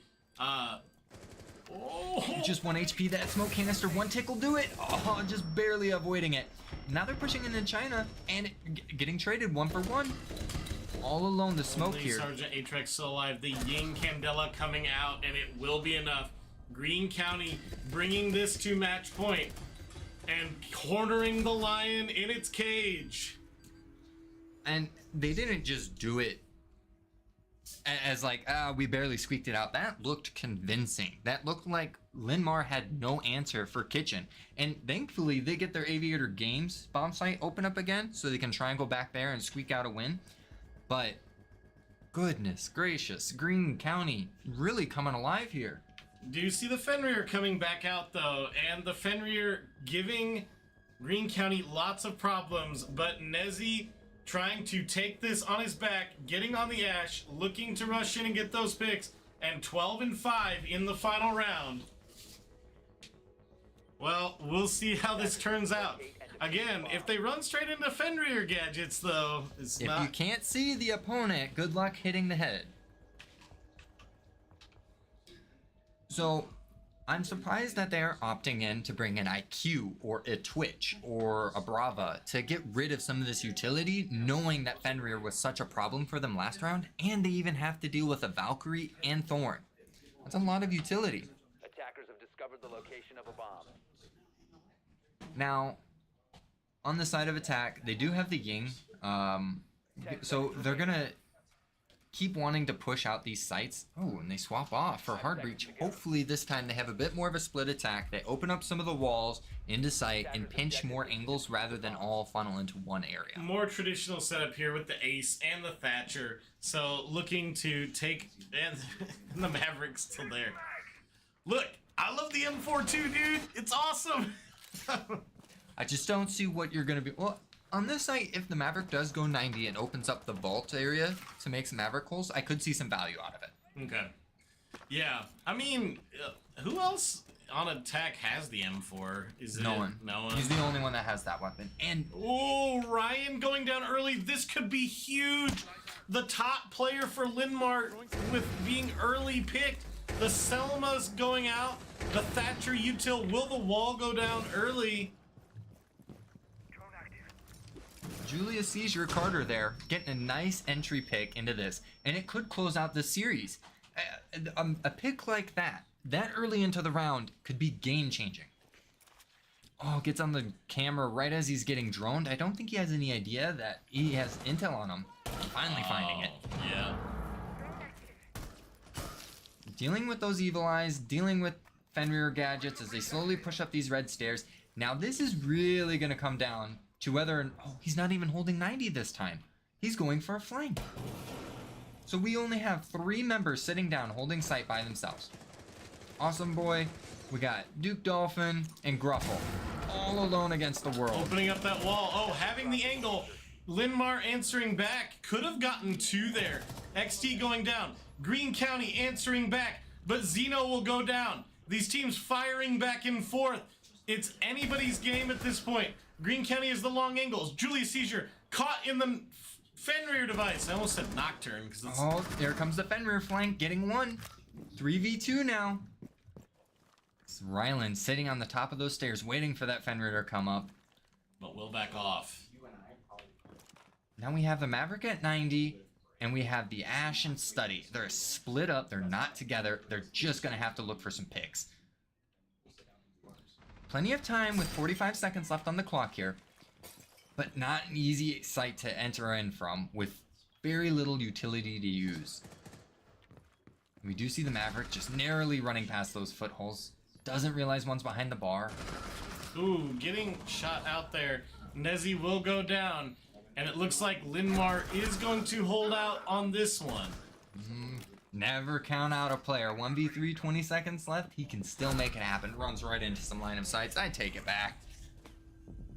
All right, so again, these players seem to love their overtime, and we know a thing or two about that.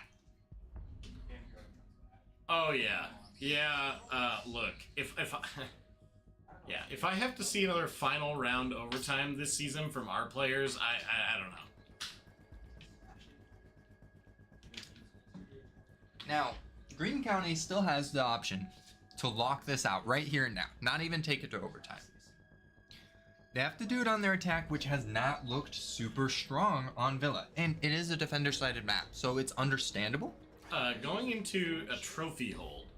And again, we see that Fenrir coming out. I think that's had a lot of value. You know, every time they push into an area that has those Fenrir gadgets, the attacker just doesn't seem to know what to do.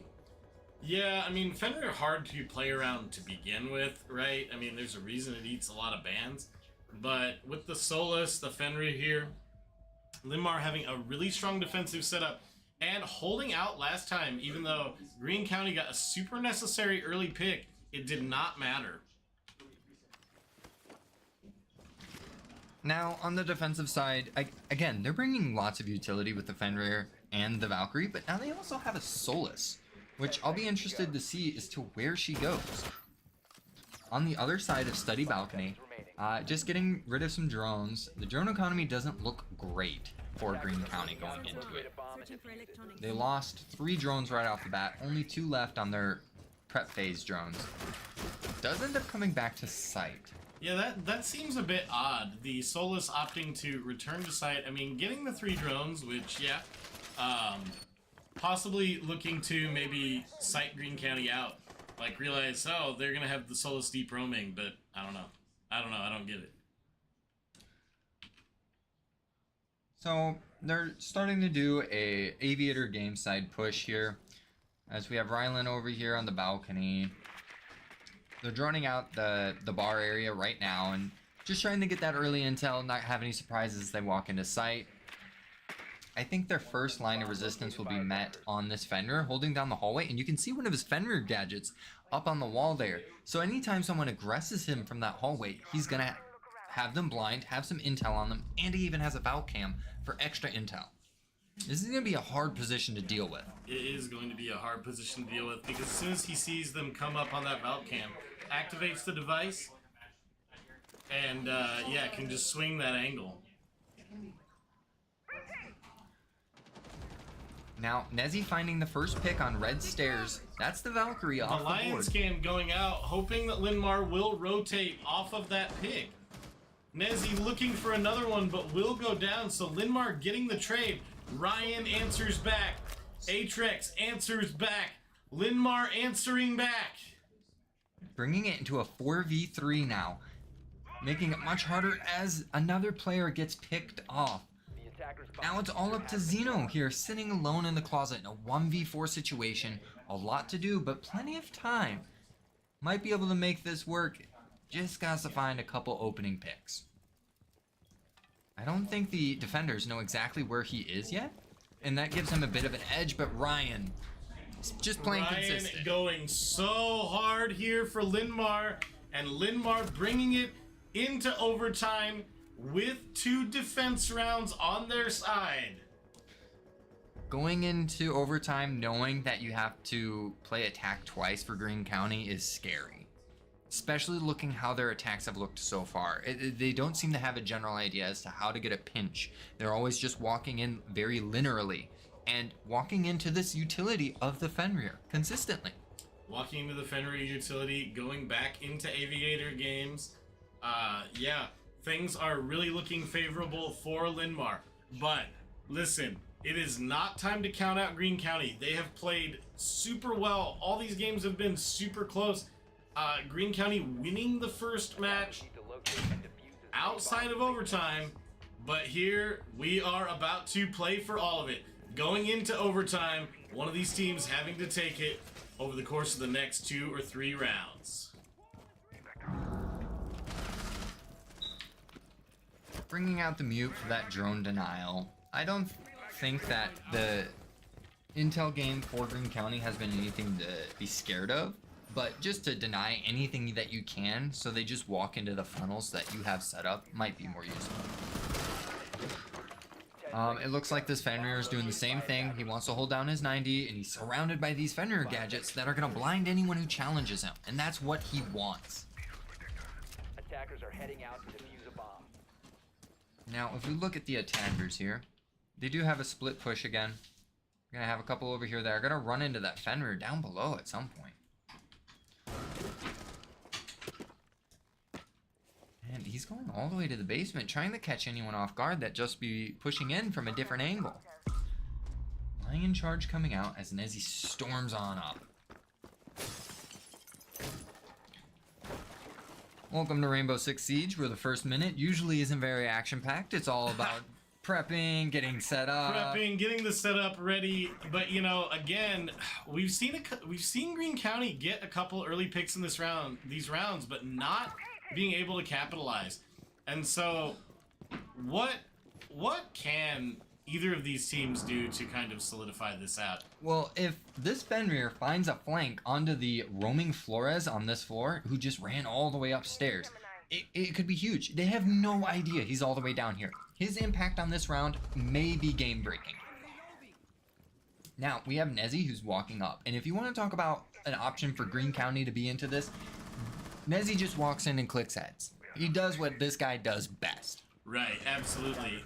Ooh, but Ryan getting that first pick, like you said, and getting the second pick on Nezzy. They're walking right into the funnel here with all those Fenrir gadgets. They're getting blinded every time that Ryan is peeking. It makes it so much harder. And they still haven't even answered the Atrix.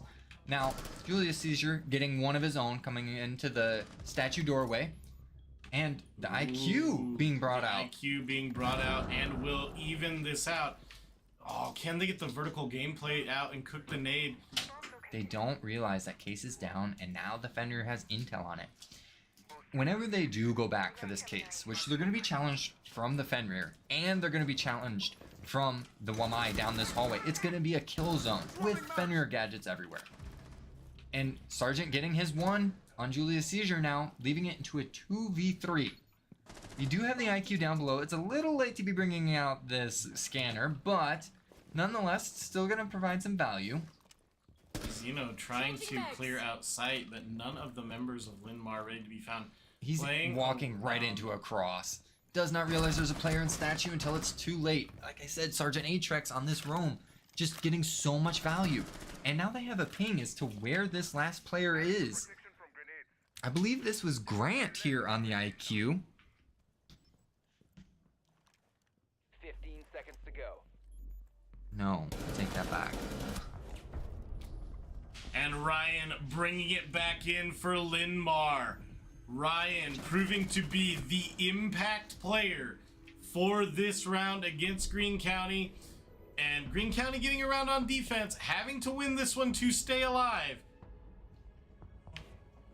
Now, losing their first attack, yeah, that's a blow. But they got Aviator Games out of the way.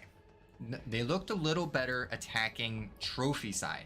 And they get to defend Aviator Games. So, I mean, going into it, as long as if their mental is still in here, as long as if they've got the stamina to go to the distance, this could still go to the very last round. Yeah, and Linmar proving, again, just a veteran seasoned program.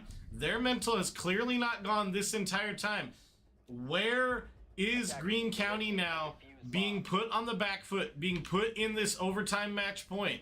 It's all goes down to here. Now, they get a chance to pull out the Fenrir here. Can they use it as well as Linmar has? Because Linmar has been putting on a clinic with this Fenrir. Now, it could be that Linmar understands this and just completely negates it, does a full study side take, opens up the walls and walks into sight that way. This will make it so the Fenrir doesn't have any impact on the round. Now, someone who's really woken up in these last couple rounds. Ryan on Racing Rhino with the Flores there, and Sergeant Atrex. Both hitting double digits and going far beyond now. They're catching right up to Nezzy and surpassing him. Meanwhile, Nezzy doing super well for Greene County, but the rest of the team kind of lagging behind. Some of these other players that have been impactful in the earlier rounds, lagging a little bit. Maybe the mental going down for the rest of the team. Now, Andrew may see a little differently than I do on this, but when it comes to Siege, I think it's 60% gunfights and 40% strategy. So if the rest of their team is not fragging out, I would hope that they are bringing lots of intel, they're calling things out for their team, and providing that extra value to make this a close game.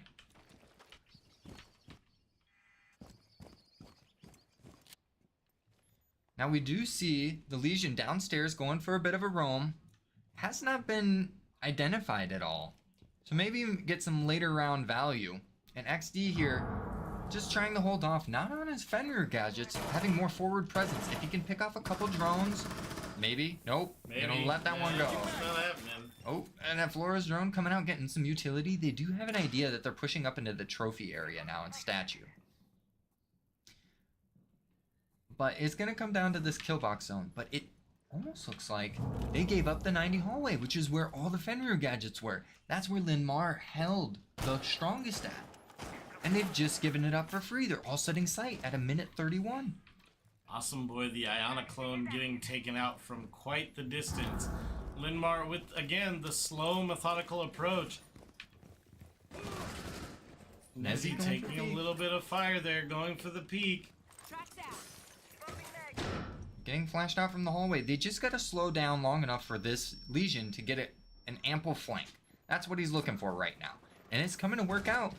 Because the gridlocks were meant there to stop anyone from flanking. They have no idea. They have their backs turned to it right now. Awesome boy, though, had turned around there for Linmar. But Linmar just moving super slow, needing to break. Oh, Julius Caesar taking out Sergeant Atrex. But they're in sight. Yes, they are. But Greene County answering back. The Thorn gadget kill! It came through. You said you never saw it. Well, now you have. I've seen it once. And Duke Dolphin has clutched before here for Linmar. And Greene County does like to peek. With the Fenrir device going down, blinding there. Duke Dolphin knows that they are there. If this Legion gets a little anxious and just starts peeking unnecessarily, maybe bad. Walks in, gets one in Bolt, and there's the crossfire. Cross angle, and this will go down to the wire. Advantage to Linmar going back on defense, but it is anyone's game. Greene County going back on attack, and this will be it. For all of the marbles, let's see which site this is going to end up on. It is the trophy statue site. We're seeing Fenrir yet again. It seems to be a game changer for this one. Fenrir on the trophy hold, creating kind of that hallway, being able to turn the lights out on Greene County. And I mean, yeah, like what would you do to answer this? A Brava? Like what? IQ actually works perfectly fine. A Brava actually also kind of helps. But there shouldn't be so many times that the defenders are walking into the Fenrir gadget that it's going to trigger it and blind them for you. So it's just better to get rid of it. Now, they are bringing out a Brava. Maybe they do realize, hey, this could add some value. But I'd be more interested if the Brava can find the Valkyrie camps and then get those for you. That's a lot of free surveillance. Yeah. However, Brava's going to have a hard time because we are dealing with a Solus. And she's going to hunt those cams down like it's nobody's business. So Solus already being able to deny a drone here early on. I mean, but only one drone gone for prep phase is, I would say, pretty good considering they have a Solus on the defender side. Attackers are moving to defuse a bomb. All right, well, this is what we joke around and call the clutch or kick moment for both of these teams. Going down to the overtime match point. Greene County on attack. Linmar on defense. Will Greene County in the 8 seed punch all the way up to the top? Or will this be the methodical, calculated assassination? Another one at the hands of Linmar. More bodies. Get him a body bag. I'd like to sell the shovels and pickaxes for the amount of coffins we're going to need on this one. Absolutely. We see the Fenrir already getting set up. Now, this roam game has seemed to be working out quite consistently, and I do like that Greene County is taking notice to this and sending 2 members down to deal with it, but I don't think they're gonna find a Solus all the way in the basement. And to hop in through the window, Fenrir gets a freebie. Fenrir, the huge difference maker here from Sergeant Atrex. Julius Caesar almost going down from the vertical. Linmar getting aggressive here and looking to just comfortably seal this out. Now they know he's sitting in the corner, and Ryan's kind of peeking, almost dying for it. He's challenging everything he can, wants to get these impact kills. Knows there's an Osa right there. Oh, just barely getting the headshot. Oh, huge gameplay there from Racing Rhino. The Brava, though, answering back, but the members of Greene County super low. Nezzy going down. Ryan from Linmar making all the difference. This round, he said, "You shall not pass." He had the staff in hand, a big old beard, held it down. 2 members of Linmar also super low, though. Ryan low, basically 1 shot away. Greene County getting the diffuser back. Looking to set up around point. Ooh, Walking right into those stacking up Fenrirs. on that Fenrir device. I have a hard time challenging these angles. They gotta walk in through doorways, and that's it. They don't have any breaches open. Plant is going down on concrete, but he's not really being covered. I don't know how this is allowed to happen here. Oh my god! He gets it off! He gets the plant off! Linmar having to get aggressive. Oh, Looks like Greene the County, wrong only time. 1 member left alive. The run out! And that's this it. should be it! That's this it. is over! Linmar will take it! Now, that is about as close as it could ever be. Allowing the diffuser to go down there, that gave Greene County a chance into it. I'd love to see these 2 come back at it again later into this playoffs bracket, but Linmar does win it out. Wow, that was a crazy, long, drawn-out game. But as the lion looks down, says, "We're still kings of the jungle, and give me back my crown, we're coming." Well, we are signing off momentarily, and in preparation for the next round, hey, thanks for tuning in the first round of the Iowa High School Esports Association Rainbow Six Siege Fall Final.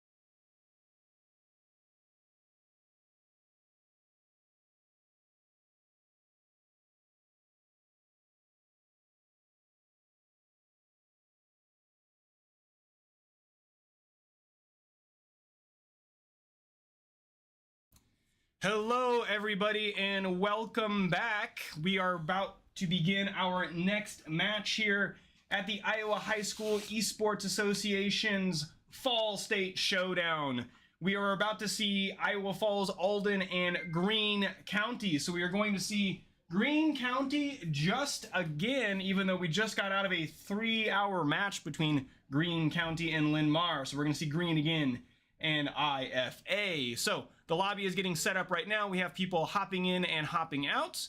We're going to jump over to the game and take a look here in just a second. Before we do that, I wanted to introduce you to our teams as well as give you an introduction of our streamers. So my name is Nate Rodemeyer, also known as Coach Roadblock of Marshalltown Community College. And with me I have...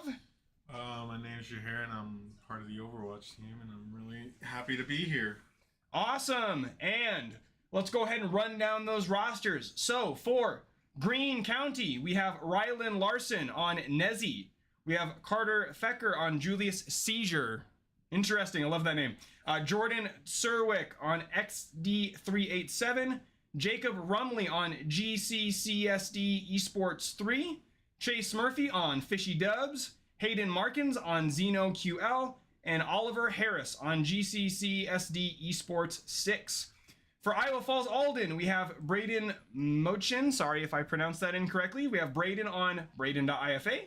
We have David Kelly on Dave.ifa. We have Logan Morlam on Logan.ifa.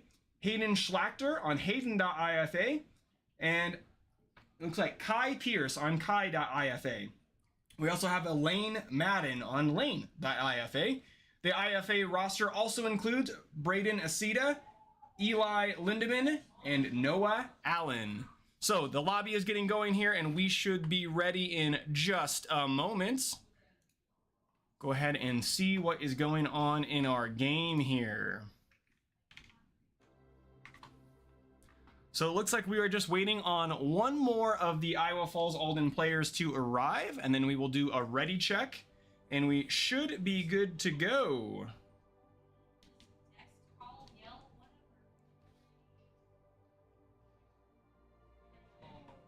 And then once we confirm what sides they're on, and it looks like we have that here, go ahead and rename those teams. So we have the custom team names on. Blue team is going to be Iowa Falls Alden. Yeah, let's give that a shot. And orange team. It's not the orange team today, it's the green team. There we go. So as soon as we get our 5th IFA player, we will do a ready check and then kick things off on Nighthaven Labs. And it looks like, again, Iowa Falls Alden will be starting on attack this game, and Greene County will be starting on defense. Now, I believe Nighthaven Labs is the most recent map added to the game still, right? Because they've done a couple reworks, but this is the last new one? I wouldn't know exactly. I don't play a lot of those. It is. I believe it is. Nighthaven's the newest map, and then before that we had Emerald Plains, and we've also had a couple of reworked maps. I believe the most recent reworked map was Consulate. So we are just chilling until our 5th player arrives. And it looks like if we look at the starting lineups, who's actually going to be sitting in here on game 1. Again, for Greene County, we have Carter on Julius Seizure. We have Rylan on Nezzy. We have Hayden on Xeno. We have Jordan on XD.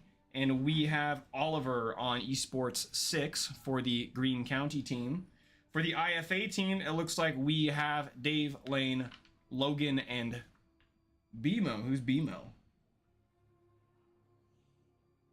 We have a BMO. Oh, Braden.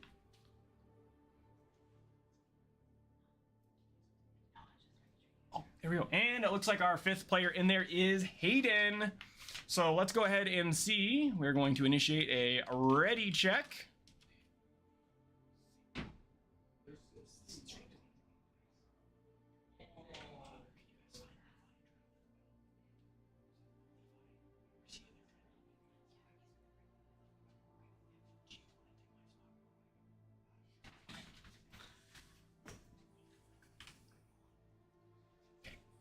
as soon as we get a ready from them, you guys can launch it. That's in there. Oh, yeah. Well, it seems like we're swapping hosts again. We have our new one that you may have heard from our other streams. Yeah, it's me, Nick or Deeks. I'm just gonna fill in for Professor Roblox for a second or two. Sounded like you said Roblox there for a second. So who we got here? Iowa Falls, Alden, and Greene County. I actually just was broadcasting Iowa Falls' last game. And how did they do?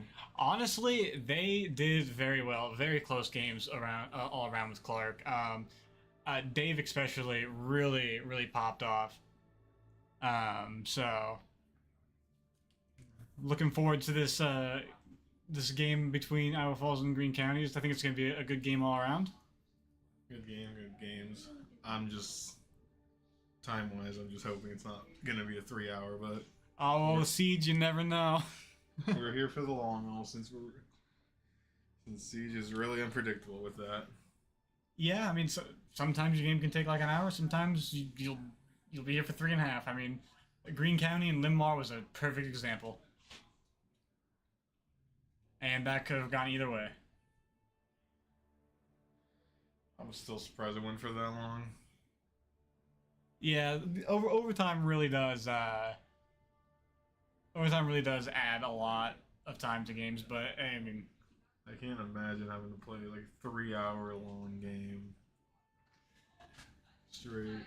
Yeah, you play Overwatch, so your games are pretty quick. Yeah, we get them done decently quick, like an hour for all our matches together, but Was that before?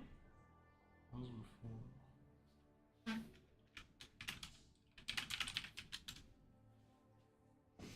Just throwing in a final ready check here. Just getting confirmation so we don't start when someone's on a potty break or something. All right. That's one yes. That's 2 yeses. So here we go. We're gonna start it up. All right. Nighthaven Labs. Very interesting. Oh, now I remember that map. Yeah, this map was. Everyone actually doesn't mind this map because Siege forced you to play it when it first came out.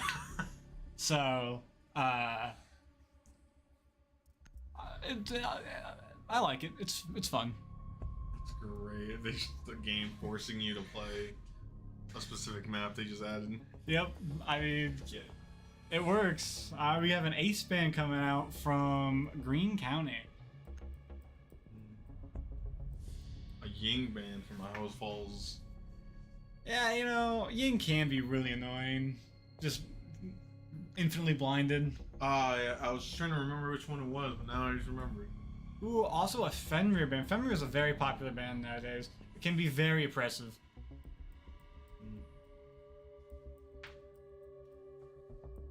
So we'll see what the final band's going to be, and it's Castle. Ooh, you don't really see a whole lot of Castle bands. Interesting. I don't know if I'm just gonna guess they just picked it for randoms or just there's some strategy behind it. I don't know.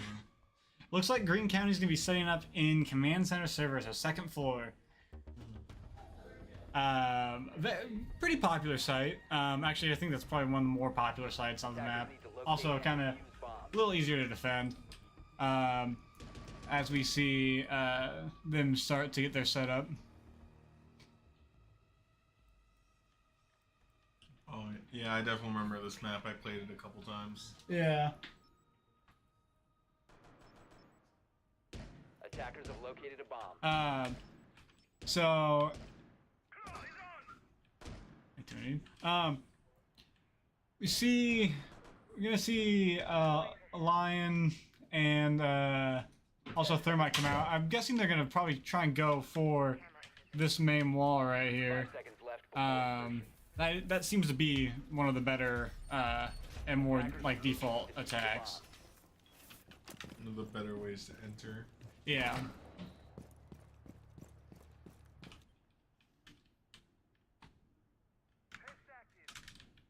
But it looks like we do have one person kind of playing a little off-site. Otherwise, Green County is going to stay kind of consolidated on site. I don't really think there's a whole lot of roaming to go. Yep, here they are going for that main wall. So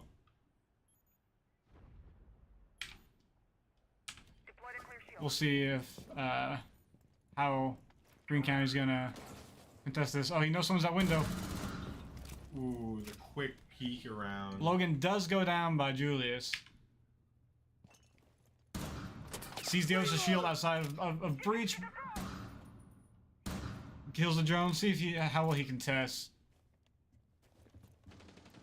Attackers dropped the diffuser. Nezzy does take out Dave. Place the clear shield. Oh, Nezzy really holding that breach down as oh, he's pushing up. Oh, does get taken out by Lane. Lane did get a double as Lion. Really trying hard to make entry on this on this map here. Both him and Thorn holding very tight angles.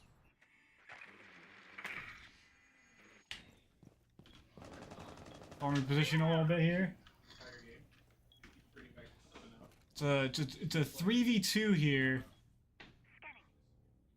The attackers really need to start making a move as it is getting down to that last minute. Slowly push on the site, trying to go for the wall bang on that Kaid. And Hayden does get the pick. 2v2, they really got to get on site and plant the bomb. Ooh. Run across the door really took him out. Yep, so now it is all up to Hayden.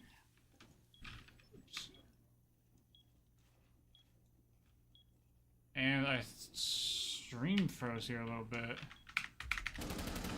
There we go. All up to Hayden. 1v2. He has clutched these out before. We'll see how he does. Does get taken down. Too many angles for him to really keep watch on his own. Yeah. In those instances where you're alone, it's really hard to push it. Pull it off. But you're gonna lose if you don't do anything, so you gotta play aggressive.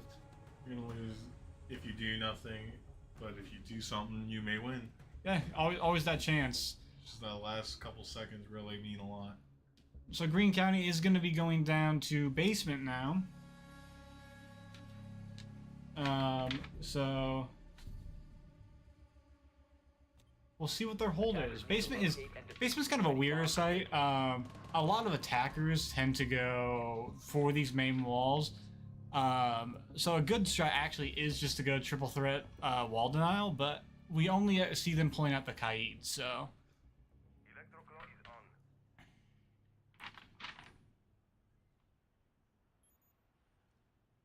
We got all over there on the Kaid, so that's pretty nice. Nezzy or Rylan sticking on Solus. 10 seconds left. Solus has a pretty good gun, and makes sense that he's Roamer as he's one of their better gunfighters. Attackers are moving out to locate a bomb and defuse it. So we'll see what Iowa Falls' attack strategy is. If I was them, yeah, I'd just go for walls. With these two walls, you can get so much access to site, which is why triple threat wall denial is actually pretty good on this. Ooh, but we can see Xeno here, the Thorn. Was holding, but is now back at the doorway. Let's see. taking some pot shots at that IAHSEA. That IAHSEA shield really impressive. Yeah, they are going for the second wall. Time to make a new door.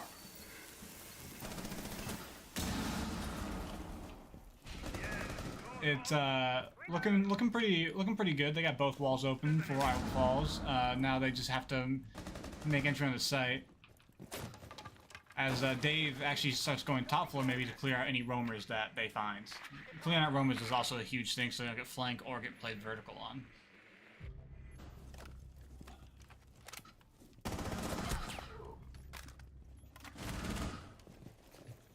IAHSEA does take out Carter there, but then Ryland does get the trade immediately.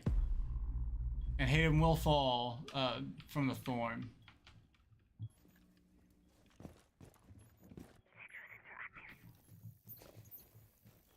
Ryland's looking real hard for any people on any electronics so he can take advantage of it. Holding a really tight angle. And almost getting and really lighting up Logan. It's a good 3v3, and Iowa Falls has not taken any sort of... hasn't taken sight at all. But playing some pretty good angles. So, we'll see how they fare. They still have plenty of time to make a move, though.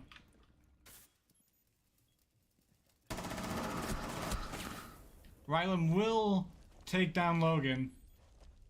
Down, but not out. And he also finds a pick on lane. It is now up to Dave, who gets the pick on Oliver.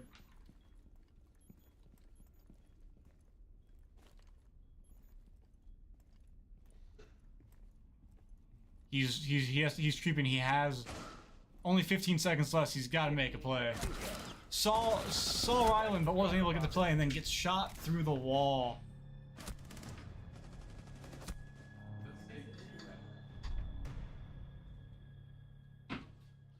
Very, very good rounds coming from Greene County here. But that was a very close round. Iowa Falls almost had him. Here we see that they're going to be going kitchen and cafeteria. Another fun site, but it's one of my more least favorite sites on Nighthaven. Attackers need to locate and defuse bombs. Let's see, where is there? They are. There's some important walls that they need to reinforce. Is one reinforcing right now, and that window and kitchen can be very hard to cover if they do not take it. There's also a hatch in this freezer section or cooler storage section that they can drop from at any point. All right. My time here is up. I'm going to hand you right back to Professor Roblox. 10 seconds left before insertion. 5 seconds left before insertion. Well, as we see, they're readying up all their defenses. Seems like they're all looking at the hatch, waiting for the cover to be planted on top of it. All right.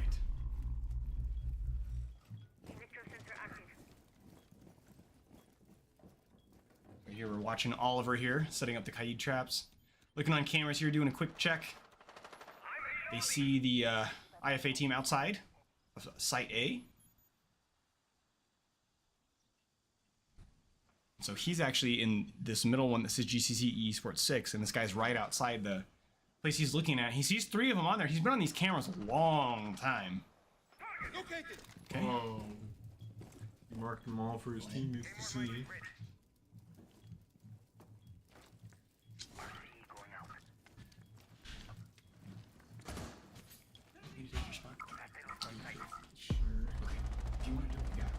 Attackers drop the diffuser.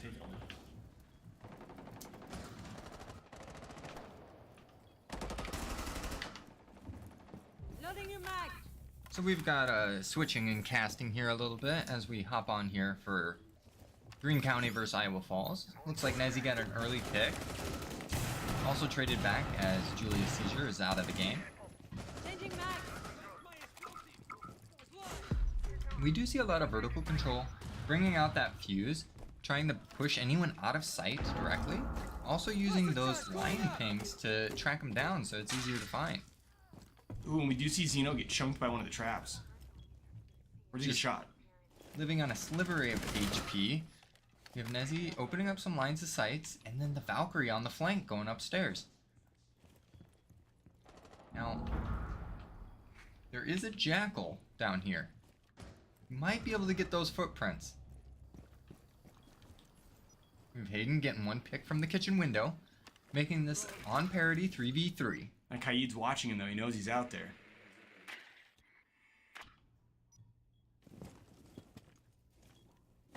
This makes it really difficult for the fuse to hop into this window. It's a vault mantle prompt, making it really hard to win a gunfight. And it gives off an audio cue so the Cade could always swing off of it. But he might get swung here. Nezzy needs to hold down this angle so that way his Cade doesn't get shot in the back. Ooh, but like that. As I say it, Nezzy gets shot in the back. Where is the Valkyrie in all of this? Finally getting that flank off. Cade gets shot as they walk in through the kitchen. Now they have full sight control, leaving the Valkyrie in alone in a 1v1 or 1v2. Gets the first headshot. 1v1, 10 seconds left. Goes for a second peek and wins it. Very good round for XD for Greene County here. Iowa Falls just barely slipping behind on that one.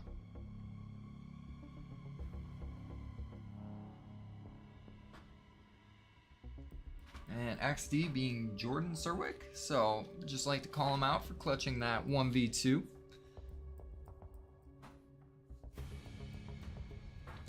Now, as we move on to the last defensive round for Greene County, I would say Nighthaven could be seen as a very defensive-sided map.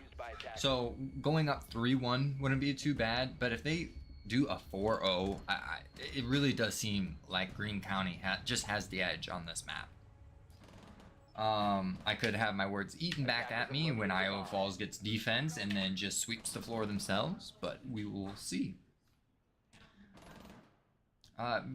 Very similar lineup for the defenders here. On the attack, bringing out the Thermite, opting for the Jackal and Dokkaebi again. The one that I find interesting though is the IQ. If the IQ can play this little game where you can see Solus's gadget use, and they see each other at the same time, it's a battle of wits at that point. Attackers are heading out to defuse a bomb.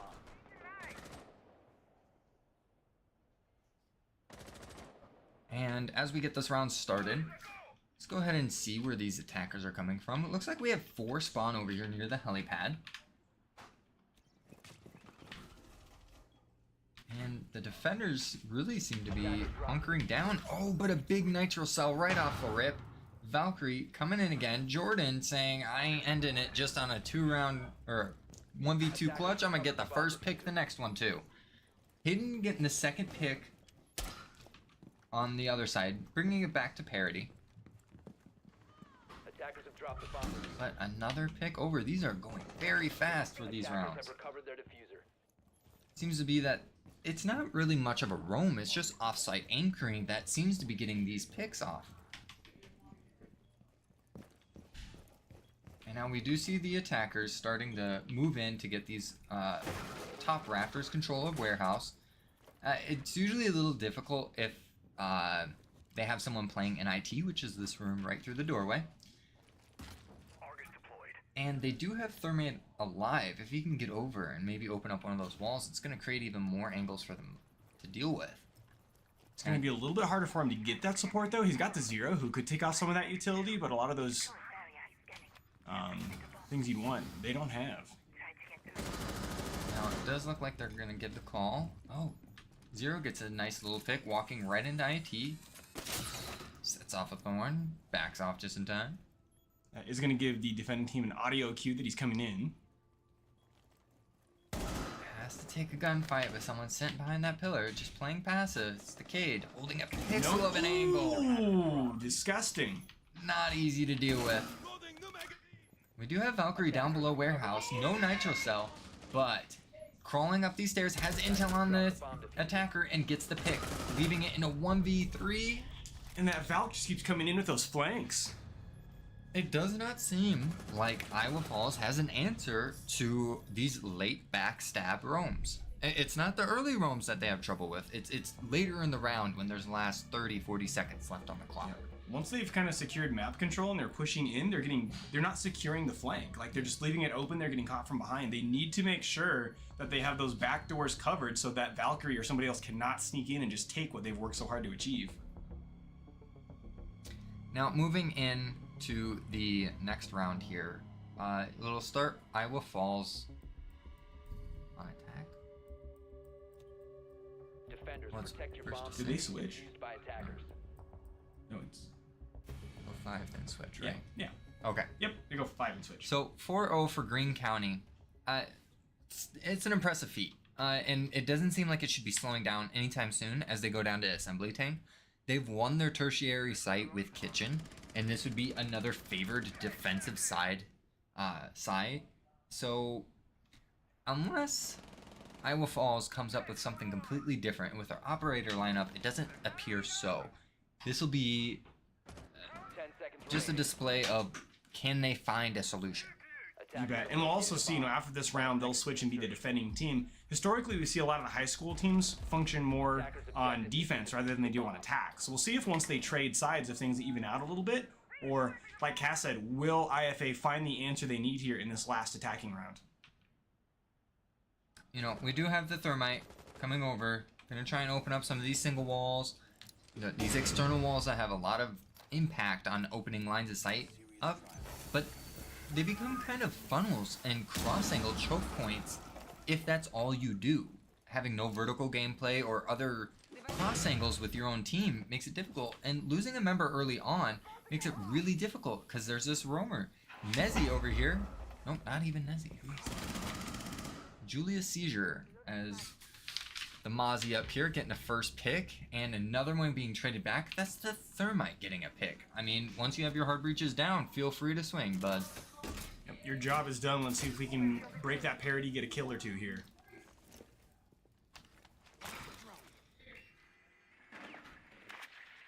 And now that they've got the walls open, they've got the setup they want. Ooh, BMO just going in there and finally dealing with the Julius Caesar.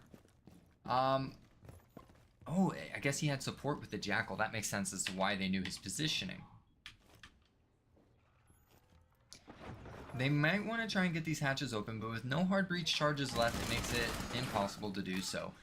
They're just going to have to fall down the stairs, get some cross angles with their team on site, and then go for an execute at that point.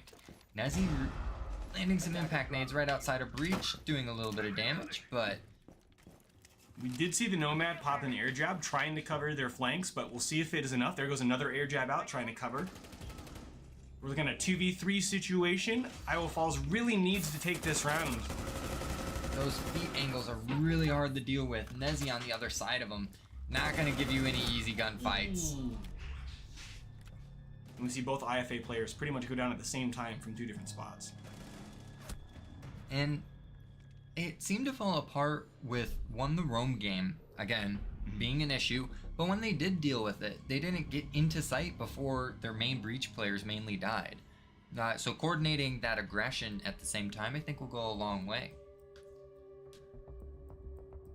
Now that we're swapping sides, though, we'll see if Iowa Falls has any more luck on their defense, which Nighthaven Labs, I'll give it to them, is, I would think, a very defender-sided map. Agreed. See them starting on the kitchen cafeteria hold. And they've got a decent setup here. They've got their wall denial. They've got their intel. They've got intel denial. They're going to try to stop the drones from coming in. And we see Jordan, XD, going on the knock. A bit of an off-pick operator. I don't see it played all that often. But we'll see if anything special comes out of it, because he is 9-2 right now. And I believe XD was just playing the Valkyrie, right? So he was used to playing that flanking position. We'll see if they do something similar on the attacking side with the knock. Now, interestingly enough, Iowa Falls' first defensive side, they're going the kitchen site, which I would think is more of a tertiary site. You only go there when you have to. Maybe they have some intel, I don't know. Maybe they have a strategy in place as to what they think is even better. Now we do see the Mozzie going up to Rome and the Legion going off site a little bit. We did see XD pivot off of the Nook pick over to a more conventional Habana pick, so they now have a hard breach. For Kitchen in general, I think there's a lot of vertical angles to be had, and then also opening up as many walls as possible, because there's tons of them on this site. Nezzy gonna play off the Yana drone here. Already got one pick earlier in the round. Gonna be running right into that. Oh, right in the back! Doesn't realize that there's a player playing off that intel. He's getting pinched from the window with the fuse there too. But the Legion gets his pick, equaling it back out a little better. Still have a lot of work to do though. 2 minutes left on the clock, and they have vert control already set up. I don't think the Legion knows there's one on the stairs behind them. Doesn't matter. Jordan comes in and gets that pick. Nezzy gets one more, and it's all up to Hayden in a 1v4. Gets one. Playing those head angles real tight. Green Candy went for the plant. Rylan there on the Ash, just making sure to secure this round out. And that's going to be a clean game 1 from Green County here. We're going to go into game 2 here, see if that's a little bit of a reset for the Iowa Falls Alden team. You know, I got to spectate a little bit of their previous game, and they were trading blows left and right with Clark here. So they can definitely make a return in game 2. I wonder if maybe Nighthaven's a map that they're not super familiar with, and we'll see them punch back here on a map that's a more conventional pick for this IFA team. In conclusion, one must conclude, based on concluding and we'll facts, be right back. henceforth summarizing. When your 2-page essay needs to be a 3-page essay, it can be stressful. Reset yourself with dairy. So, to reiterate,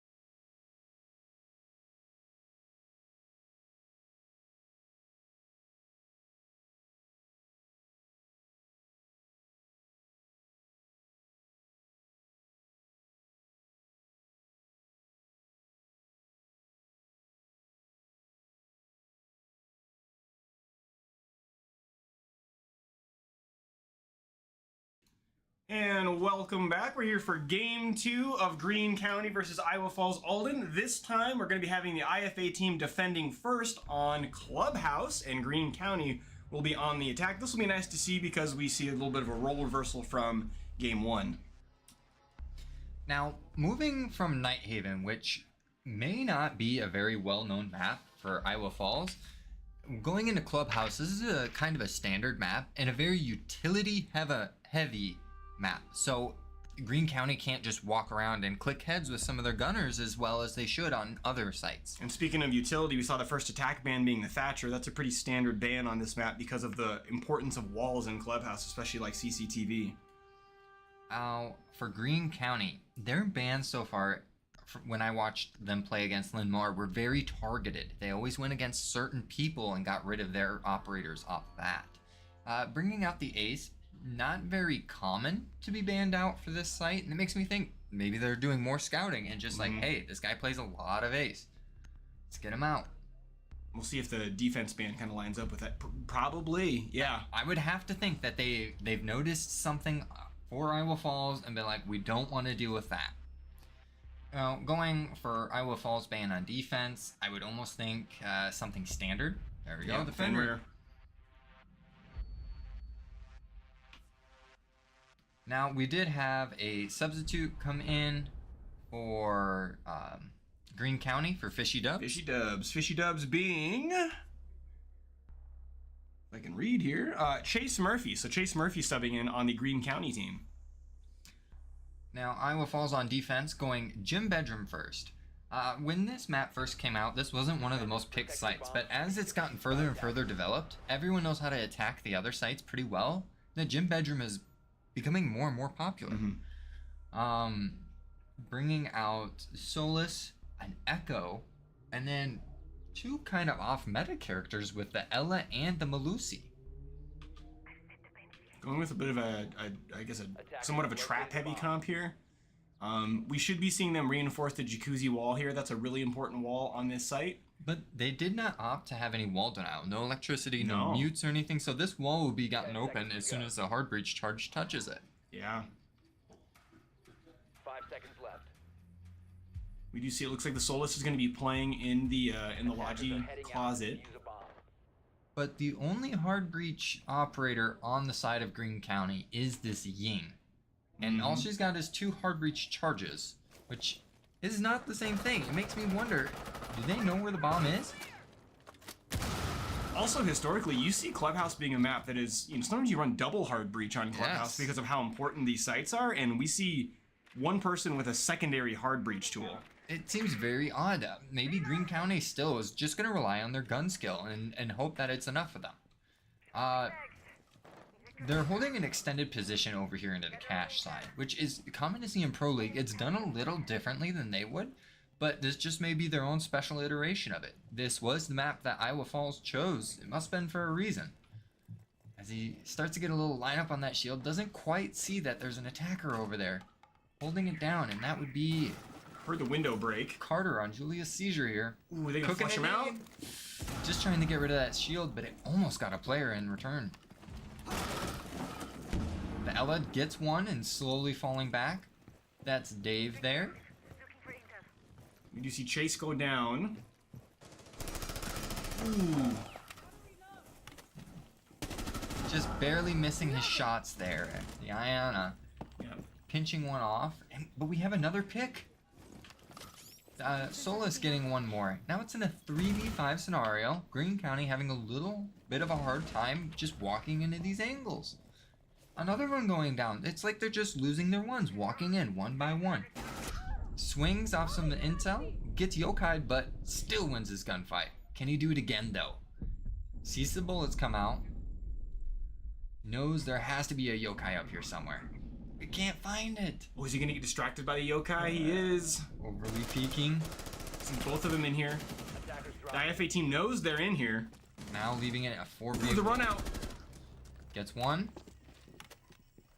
Now he still has to deal with these yokai as they're still on the board. Ooh, gets another clean headshot. That's Rylan here on the IFA gun. does not want to be letting Nezzy take 1v1 gunfights, ever.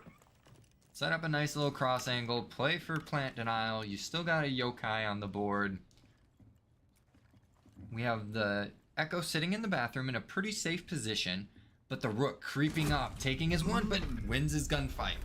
Not something I would recommend, but hey, he got the job done.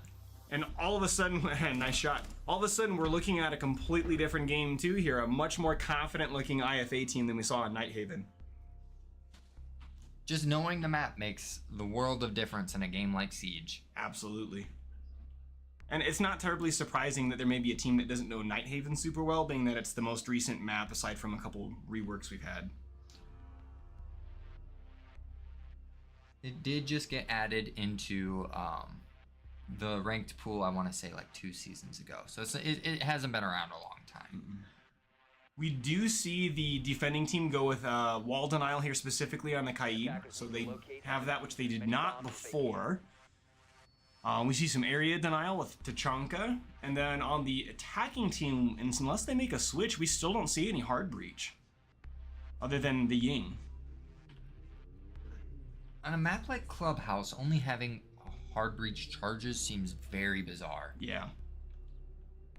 And again, you know, IFA is playing a lot more comfortably than they were. You need to make them uncomfortable by opening up those sites so they can't just sit where they want to set up.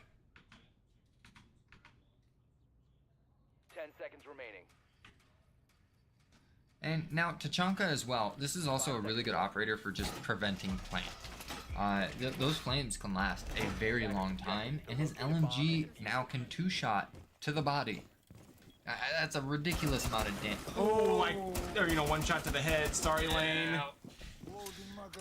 So he was actually opening a pretty common line of sight in this site, but his teammate ran right in front of him. It just seemed like unfortunate timing there. Let's see if IFA can pull this out a man down. Missing the drone. That's not what the one-time scope it excels at is long-range gunfights, but still important to get that drone taken care of. As we see, Nezzy's already at the bottom of red stairs here, challenging the Solus. Just waiting for a swing. But now they're gonna rotate their attention towards the top rafters. Gets the kill onto the Solus. Cannot finish it until boom. Plays patiently, doesn't get baited into the C4. Attackers dropped the diffuser. We have a second one. I don't think he's just barely running out of time. But we get a 2-piece for the Tachanka. Bringing it back to a 3v3, holding on to these top rafters for this site. Top rafters is the most crucial part to keep a hold of. You can defend almost the entire site just from this position alone. Especially on an op like Tachanka. Anywhere you can't see, he can flame it. But Rylan answering right on back. Does not want to lose. Gets another headshot, making it triple. We do see Zeno going down here. Getting one. Oh, Dave gets a second one now. I don't know if he knows that that one guy's knocked on red. It's in a 1v1 against Rylan. He has a shield to play on his advantage, but just barely misses out, and now the shield is working against him. Is he gonna go for the wall bang? He has a full minute left on the clock. Him laying down prone on the ground gives off a lot of audio, though. Oh, and he just got spotted. Free in. Oh, and he leaned into it. He peeked into Nezzy and won. Swing or be swung meta. Absolutely. Bet. I think he saw that the Yana was like, hey, I can see him in here, and he's like, I gotta move, and he did it. Well, he also had the red ping come out. They must have had some kind of intel cam on him. Maybe the garage cam was still up or something like that. But really close round. And wow, a 1v3 clutch from Dave on the Ella. And with over a minute left on the clock. I mean, the attackers had plenty of time to work with. Just seems like they were walking in unnecessarily. Attackers need to locate and defuse. All right, moving on to round 3. Iowa Falls having a completely different take, going from getting stomped out the first map now to not dropping around. Yep, saying we are absolutely gonna punch back, and it looks like they're now playing in the basement. We'll see if they do any vertical play. A lot of times you see defending teams do a lot of deep vertical play, either in kitchen or even up in Logi when they're playing this site. We'll see if either of these teams take advantage of that on this clubhouse map. Now, they really do seem to like their utility, as they brought out both a Maestro and an Echo. That's a lot of plant denial ability and just intel. I mean, even Ella, yes, she is a trap operator, but her sound cue of when they go off gives you intel of where they are, position-wise. And again, you know, we commented earlier that Ella's not really a meta pick right now, but if you look at Dave, he says, I don't care, I'm 6-1-1 on this character, and it's working for me. So, you know, why mix it up if it's working? We do see Greene County once again keeping a hard breacher. They have the Hibana, which is a very common pick for this site specifically. Hatch isn't even reinforced. Oh, no, they left the kitchen open. I wonder if that was intentional. I really think someone just forgot the hatches. All hatches unreinforced right now. This Ash is going to have a field day with it. And Hibana and Ash are kind of the queens of the hatches, so... This will be a free hatch drop if I've ever seen it. Now, sitting down below them, though, they're still going to be walking into the yokais. They're still going to be walking into maestro cams. And it does look like they've all opted to just stay sight. Now, they do have an interesting position with this maestro cam up above to stop anyone from getting hatched, but it normally only works if you reinforce it. Right. Well, they just gone 6 from a distance, don't even have to worry about it, but Maestro is up here on top floor. It's not normally where you'd see him. Solus getting taking some shots through the floor, getting some pings. They must have that Maestro cam giving out that intel. And they do have Zeno walking down these stairs. Oh. Trade 1 for 1 as we see Nezzy get 1 in return, but Hayden gonna see them on the stairs. I think BMO might be in a little bit of trouble. Beautiful flashbang. BMO gets out of there. And Dave getting another kill for this round. He's going on fire. Finally taken down. That's Carter on Julia's seizure. And we got Zeno getting 1 back. Walking right into the Ella mine. Hayden taking out Logan. Ooh, walking into the Ella. Getting knifed. It's that concussion that I'm thinking probably threw him off. Now, Osa's all alone in sight here. No diffuser in hand. Getting yokai spotted and maestro cam spotted. Let's take the 1. When you have somebody walking to your crosshair, you know, makes it a bit easier. And now the Echo has to decide, am I going to have my gun out or am I going to be on that yokai drone? He puts it in a position where his teammates can watch it for him. He can have free intel and just don't peek for a little bit. Only 20 seconds left. Osa still doesn't have diffuser. Shield up in hand, just wanting to make sure he has intel on where's going on. Trying to go for the diffuse here. Gets a little aggressive and peeks. And so we see the first Greene County round coming out in this game here. And man, was that a nail biter for a round to win. Yeah, the Echo was even watching diffuse and just didn't quite react quickly in that gunfight. Now that the maps are starting to open back up again, it looks like Iowa Falls is going to opt back towards their gym bedroom, which they did phenomenal They had a great hold on that, so why wouldn't they return? We do see Braden going for the Warden pick. Oh, maybe not, maybe not. Going for the Vigil. I would like to see more aggression towards their roam game as far as backstabs. So it seems like Greene County is doing okay at pushing out people, but I think they could take it a step further and say, okay, we'll give you a little bit of map control after we waste time, and we'll just send someone around to flank you. And then see how Greene County reacts to that. Because it looks like they're going to set up the same way before, where they reinforce this wall over here, and then just sit with the shield right here in cache. And this prevents any angles from the red stairs opening up and pushing this Ella off. Now there are other ways to deal with that shield, but it could waste some good amount of time. And I do like that they're bringing a wall denial with the bandit this time as well. Yeah, that'll really help strengthen this hold because now they actually have wall denial on the jacuzzi. And there we go. Now on the side of attackers, looks like they're kind of a split push here. Might be going over to get the jacuzzi wall. They do have a hard breacher this time, so they could actually open the wall up compared to last time. But we'll see what happens if it plans on getting bandit tricked or not. He's nowhere near it, so I doubt it. He may just look to try and reinforce off the bathroom. Yes. You can add the jacuzzi wall, you step no further. And interesting, you know, they have some of like these default holds like the jacuzzi wall, but then not the line of sight. Ooh, gets eaten. They mistimed it. That wasn't even juggled. They just were too late. And the frag grenade coming out, and this happened exactly the same last time. He threw that frag grenade just to get the shield, except this time he was able to get the kill off of it. But he doesn't know he's down. Oh! And he got covered, and the Rook armor gave him a revive ability. Picking himself up is huge. That's why when you're playing without score, every time you throw a nade, you hold tab, look at your score, throw the nade, check it again. If it's up 50 points, you down someone. And gets a down on another player, but he's gonna be able to self-revive because that's the Rook himself. That's the Rook. Let me just pick myself up here. And now we're still at a 5v2. Oh, make it a 5v1. And that thermite is lit. Flashbang? Might make something happen. Oh, smoke. I mean, that may give him a little bit of cover, but... Yeah. One bullet is all it takes. Yep. And that could have been a much closer round. Look, 3 players self-reviving themselves with Rook armor. I've never seen so much value from a Rook ever before. Absolutely. I know when that change came in, people were talking about how much value that was going to add, and it hasn't ever been that big of a deal, but that round, it was huge. You show them a clip of this round, and there you go. Yep. No argument closed.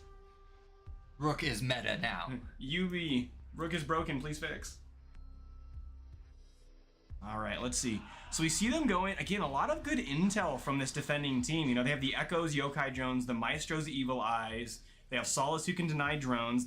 Of course, they're going to keep the Rook plates. Those things just won the ground for them. And then Malusi with her trap again. Malusi plays kind of a similar role to the Ella, where it's kind of the audio cue that comes from her gadget that really tips them off. And it's being played by Dave, who was the Ella player as well. Right. So he's just swapping around similar style plays. He may be liking a little off meta characters that can still be played just fine. Now, on the attacking side, they're opting to bring a Thermite instead of a Habana, which is kind of interesting, but if Iowa Falls refuses to get hatches again, it may be worthwhile. Oh, they're going to the Habana, it looks like. And here comes the hatch. Finally. There it is. This is what we like to see. Yeah. Said, hey guys, we forgot this last time. Not again. Now, it's not something normally you'd want the Maestro to go get, because he's not that fast and has a hard time. We did see the Maestro play upstairs though last time. And that's what he's gonna go do right now. He has impacts in hand. He's gonna blow a hole. He's gonna throw his little camera, and this will make it much harder for the Habana to get the hatch open. What my guess is, this Habana is gonna throw a full 6 pellet on the hatch. Think it's gonna be open. Looks away. Maestro cam zaps all 6 off. Because last round when they did this, Maestro never fired from his camera, right? They had no idea it was up there, did they? Not that I'm aware of. And even if they do, Maestro is playing up here himself. He's sitting up in logistics, and he's got 2 cameras watching it, one in kitchen and one above.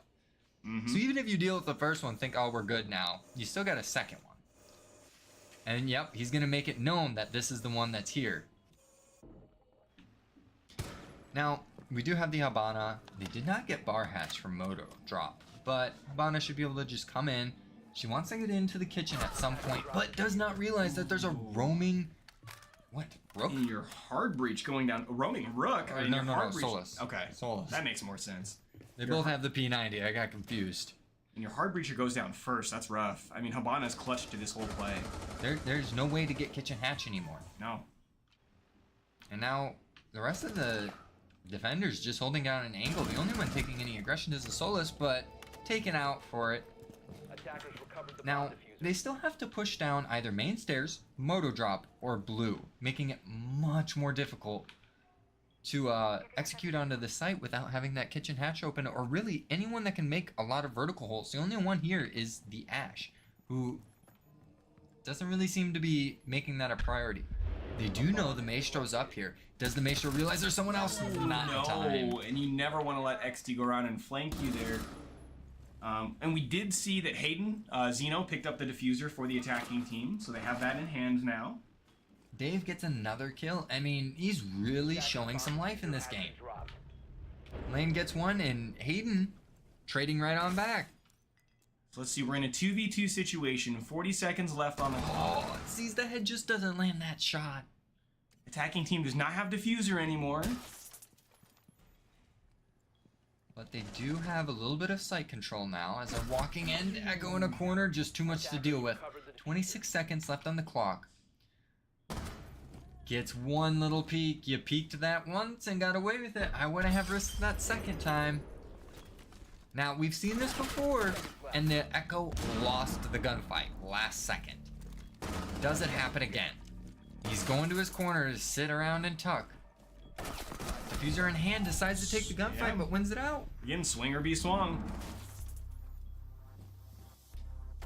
As the yokais are still up, going for a last second plant just probably means you lose the round. Absolutely. Have to go for that Had to gunfight. go for the kill. And now we see the game looking a little bit more even than it was. So Iowa Falls Alden up 3 to Greene County's 2. And now we're going to switch sides, correct? Yes. We do see the Iowa Falls on the attack now, and instantly bringing out that Thermite hard breach charge. As Greene County, they have a very similar mindset, thinking gym bedroom's going to be our better hold. We'll go there first. Now, do you think the Azami's going to play in like kind of extended hold? Do you think she's going to be playing in construction? Like where would Azami typically be played in this gym bedroom hold? So I think it's kind of weird that Azami's for this site. I could see her played Rafters. On, Rafters for CC. I could see her being played for downstairs. You could argue that there's plenty of lineups in the gym bedroom, like on the couches that you could throw Azamis. You could throw them in construction on the pallets to prevent window being peaked. Maybe over in cash if you wanted to hold here and just have different angles. But we'll just have to wait and see what they come up with. On the attacking side, I think they've started. Well, now that it's a brand new swap slide, I like that Iowa Falls is bringing in IQ for all the utility that we've seen from these high school teams lately. I mean, I'm almost always seeing an Echo, a Valkyrie, or a Maestro. And that's huge again because historically in past years we've seen low intel or gadget usage, but we're seeing a lot of it here, which is fantastic to see. They're playing Siege. And the main outside breach walls up on CC is reinforced, meaning they want to hold all the way over for at least some time. So she is holding rafters. Yeah, even on this side. Yeah. Well, it would be kind of common to slow down any push from the side and extend over, as we saw Iowa Falls do with an Ella sitting here in cash with a shield. They're just taking it a step further and saying we'll hold top garage too. So what we really want is Iowa Falls needs to pay attention to the fact that they have an Azami holding this one, because they're almost certainly going to see her again when they take the CCTV hold. And we do see lane going down to Julia's Seizure. They have Jacuzzi Wall open, and I'm glad that Iowa Falls is falling back with some of their members because they had 3 off-site holding that cash side, expecting a push to come that way. But Iowa Falls opting in to stack up over here. Ooh. Gets a nice little trade. Dave saying I'll add that to my collection. Getting the refrag on Carter there. 9 and 3 in 6 rounds. He's averaging, what, 2.5 kills a round? Yeah, absolutely. A monster raid boss to deal with at this point. Especially as the hard breacher. We saw Greene County do a similar thing where they put Nezzy on the hard breach. Getting a pick on the main stairs and traded right off. That's Braden on the Osa. Must be playing off his shield. Yep. Then no one's in logistics, just waiting for them to peek that again. But just standing around waiting isn't going to do a whole lot. You got to push up at some point as an attacker. So when does the execute come out, and what is their plan? Ooh, his toe's getting shot though. And the Osa trying to do their darndest here, but they don't really have much support over here outside of Jacuzzi Wall. We do have Dave over here, but they got to make something happen. You know, remember, as a defender, your job is to waste the attacker's time, and if you hold them outside... That's a tight angle from Nezzy. Then we see XD swinging, getting 2. I think that's a 3-piece for XD this round. As we see Rylan here, holding an aggressive angle, but they get some intel that he's on the other side of the map. And now they're rotating over. They know he's in con, and they swing, but Rylan misses his shot. And then he got stuck on the rotate. He gets punished for it. We got a 1v1. Hayden at 1 HP. 7 seconds left. He's got to make a play now. He's getting We got stuck on stuck the rotate. too! Ubi, please! Oh! Ubi! Oh! He lost the round because he got stuck on the rotate. He didn't have time to go challenge the gunfight. Oh no. Oh, that rotate was MVP in that round. It got Nezzy and Hayden. I was gonna say, it worked against the defenders and then it worked for them, Yeah, so. I guess it's even, huh? Goodness. Yikes. Well, that brings us to a 3-3 so far. Greene County showing signs of life. I think moving on to the cash room, CCTV cache will be an interesting one. Purely because I want to see some tricks, bandit tricks, or anything. But it doesn't look like... They didn't even take a bandit. Yeah. Or a Kaid. They're just going to give up wall, saying, we can't trick it, we're not going to bother. All the sites to give up wall control. This is a strange one to pick. Again, the Azami definitely going to be playing in the rafters. They do have, a decent amount of intel once again. They have the thorn traps, they have the Valk cameras. They have some things that are going to let them know when the attackers are pushing. Well, since they're giving up main wall, I would like to see the Solus playing down below and trying to prevent plant. I'd like the Valkyrie to be down there as well, Nitro in hand, ready to get that execute off. Anytime you have a Solus giving you a free, oh, they're there, it's like a pulse. Just throw the Nitro cell, Valk gets a freebie. Yep, and yeah, if they have this set up in a way that makes sense, they should both be playing down there to make that happen. 5 seconds left. There's the Azami setting up on the rafters. Attackers are heading out to defuse a bomb. Now we do see Greene County's substitute in here, holding the rafters down with that 1.5. Yeah, Chase watching that doorway, very common entry point for the attacking team. And they don't have like a typical Thatch or anything like that, but they do have the impact EMPs on the Lion, which honestly isn't even needed. No, I mean, IFA is definitely set up for a hard take on this wall, and they're going to get up there and realize, oh, it's not electrified, it's not jammed, and hey, look, the wall's already open. And they see one peeking too aggressive in rafters. They got Chase. Now, rafters is one of those positions that I think is live or die by on this site. So now it's all alone up to the Azami, and we have no vertical control at all with both Rylan and XD. XD is, I was just looking at this, XD is Jordan, both playing upstairs, so they have no way to prevent any kind of plant besides just don't let them walk in. Dave from the tight angle just stops looking at the wrong second. I thought maybe Jordan was going to go downstairs since they were on red stairs and try to take that underneath position, but it looks like they're not. Instead, we still have some work being run over here on the master bedroom side of the map.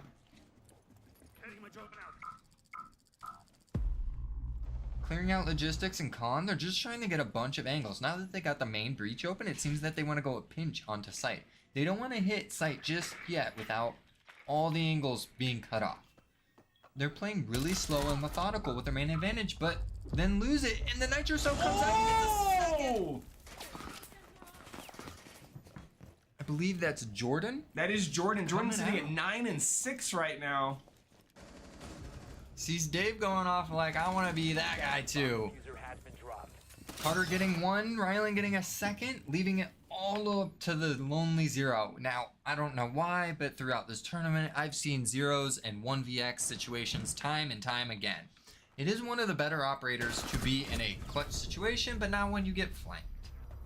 Need to use some cams for your flanks there for your teammates to watch. And Zero would definitely have the right idea, right? Like, he's trying to flank around and catch them by surprise, but it's hard to do that in a 1vx situation. And like you said, he didn't properly set up his camera so his teammates could give him backup.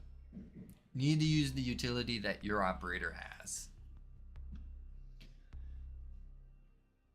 This has become a lot closer game than I think I was even expecting based off the first 2-3 rounds. Yeah, absolutely. You know, we saw Greene County go and take a flawless game in game 1, and I thought for a while we were going to see Iowa Falls Alden just answer back and do the same thing in this one, and now we see the teams trading round after round. And this must be a bit tiring for Greene County, because from my understanding, they just came out of a 3.5 hour long battle with Lindmar. Yep, and then they got about 20-25 minutes of a break, that included like snarfing down some food, and then it's go time. We gotta hop back into this thing.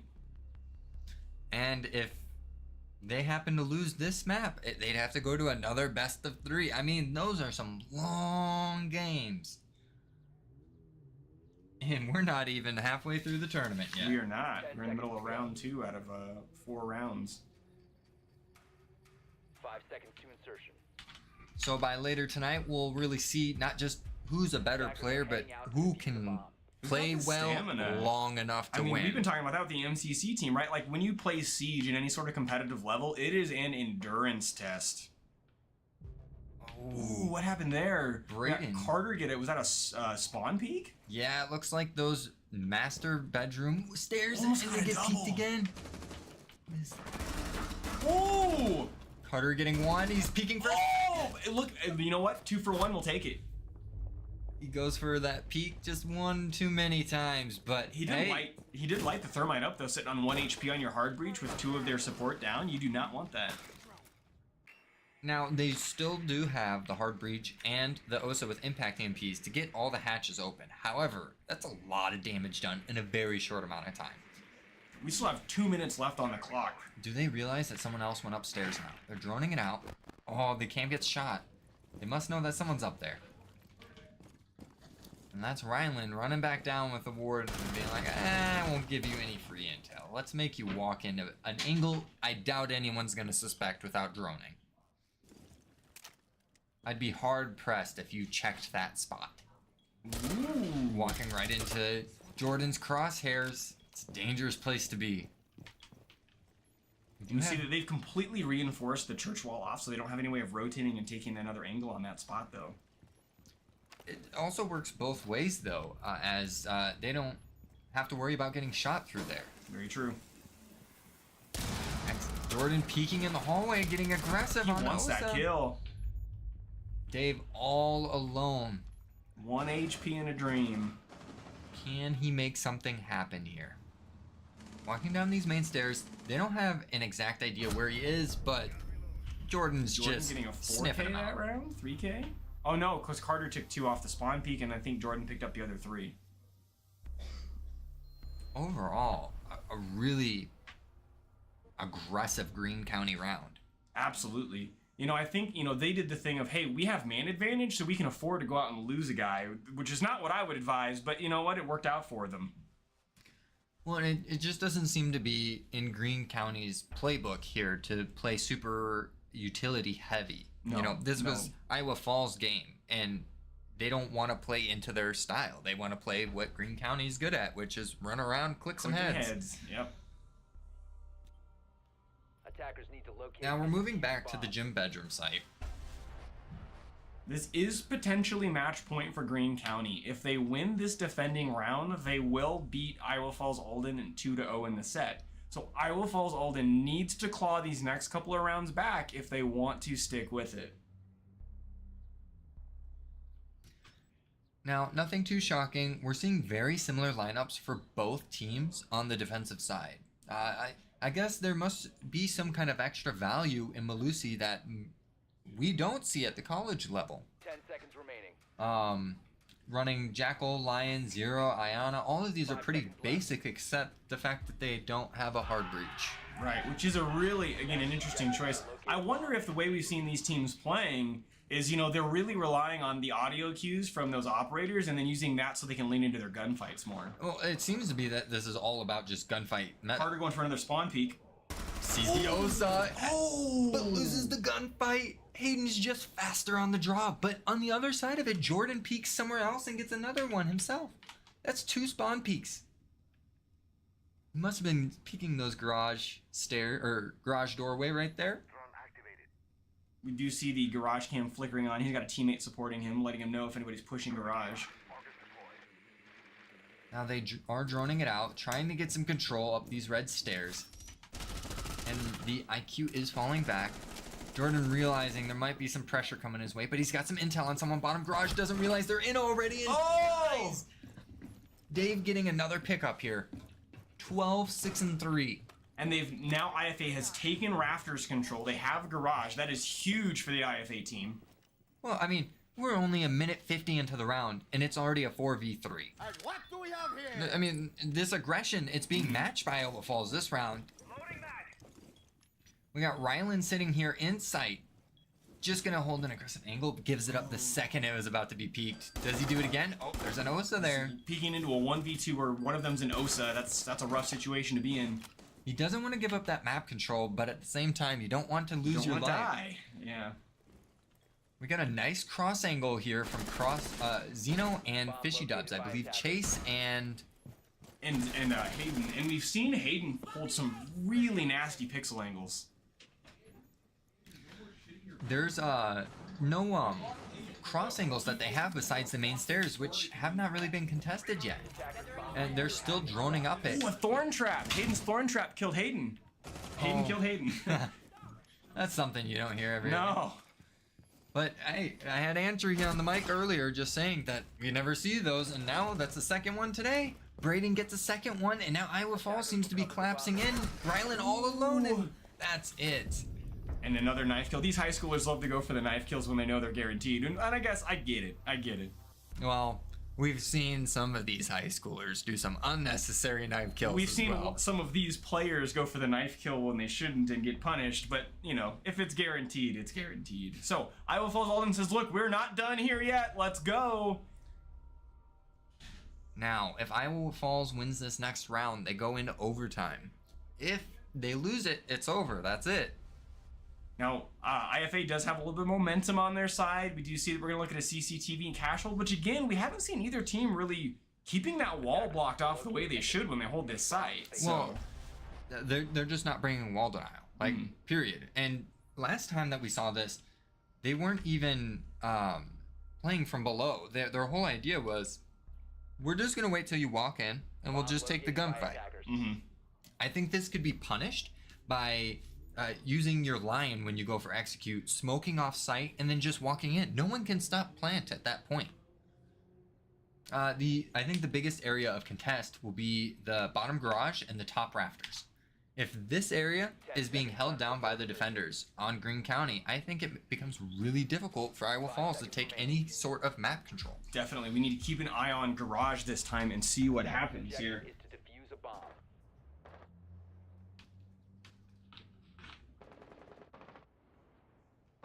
And so we see the Rook holding rafters here. Looking at that area, they've pinged it. They're looking for somebody to be coming in. So we've seen Chase in this position before, and when they opened the wall, he immediately got picked off. I'm hoping that Chase has learned his lesson, and as soon as they open it, he's just not sitting there waiting. We can see his red outline, but no one's watching the angle. So he didn't die right away. Oh, Dave!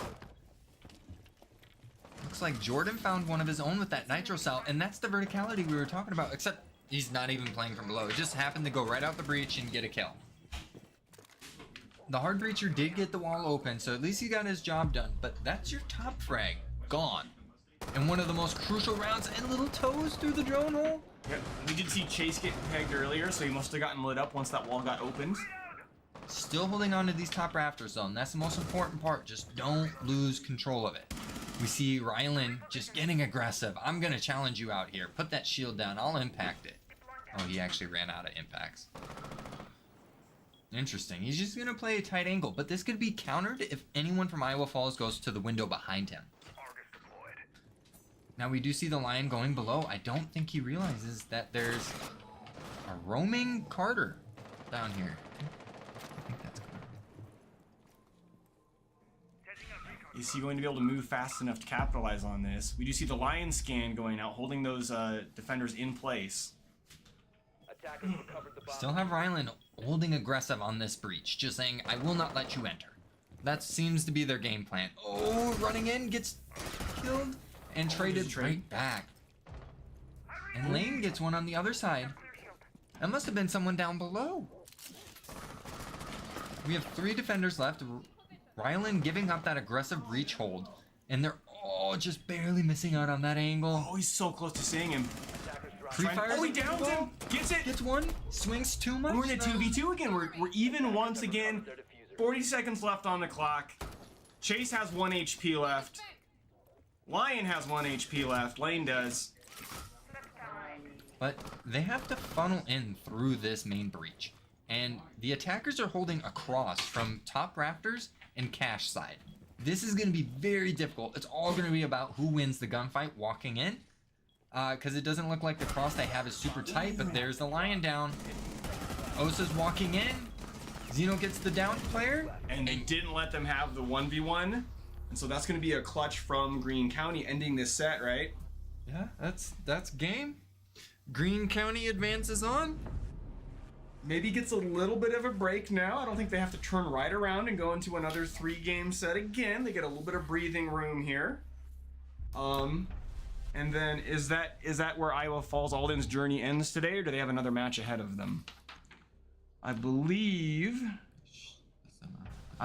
yeah, Iowa Falls Alden, unfortunately, this is where their state championship run comes to an end. And, you know, they put on a valiant show today. I got to watch a lot of their first game against Clark, and again, trading blows left and right. And for those of you that maybe are watching and don't know, Iowa Falls Alden was the first ever state champs in Rainbow Six Siege, or let me back that up. Now that I'm saying that out loud, I think they made it all the way to the state championship against Linmar and took second. So IFA is an incredibly strong Siege school historically, and we saw them have a good showing here at the state tournament again today. And I'd also like to mention that the teams that Iowa Falls is going up against, these aren't any slouches. You know, I mean, everyone here today plays phenomenal for their league. Yeah, the MCC coaches were talking about this today. Every single team in the top 8 this year is a powerhouse school when it comes to Siege here in the high school scene in the state of Iowa. So there are no weak teams in this tournament at all. But with that, we're going to take a little bit of a break here while we're getting ready for the next round of games to be played. Thank you all for watching up until now, and we'll be back. Welcome, interns. Let's introduce ourselves and share a fun fact, right? Do you want to start? Hi, Desmond here, and my fun fact is I'm an identical twin. Oh, fun. Okay, go ahead. What's up? I'm Bryce. Fun fact, I have a dog, and every morning he takes me for a walk. That's hilarious. Thank you. Okay, go ahead. I'm Casey, and I have a dog that takes me on a walk. When the person before you uses your fun fact, it can be stressful. Okay. Reset yourself with dairy.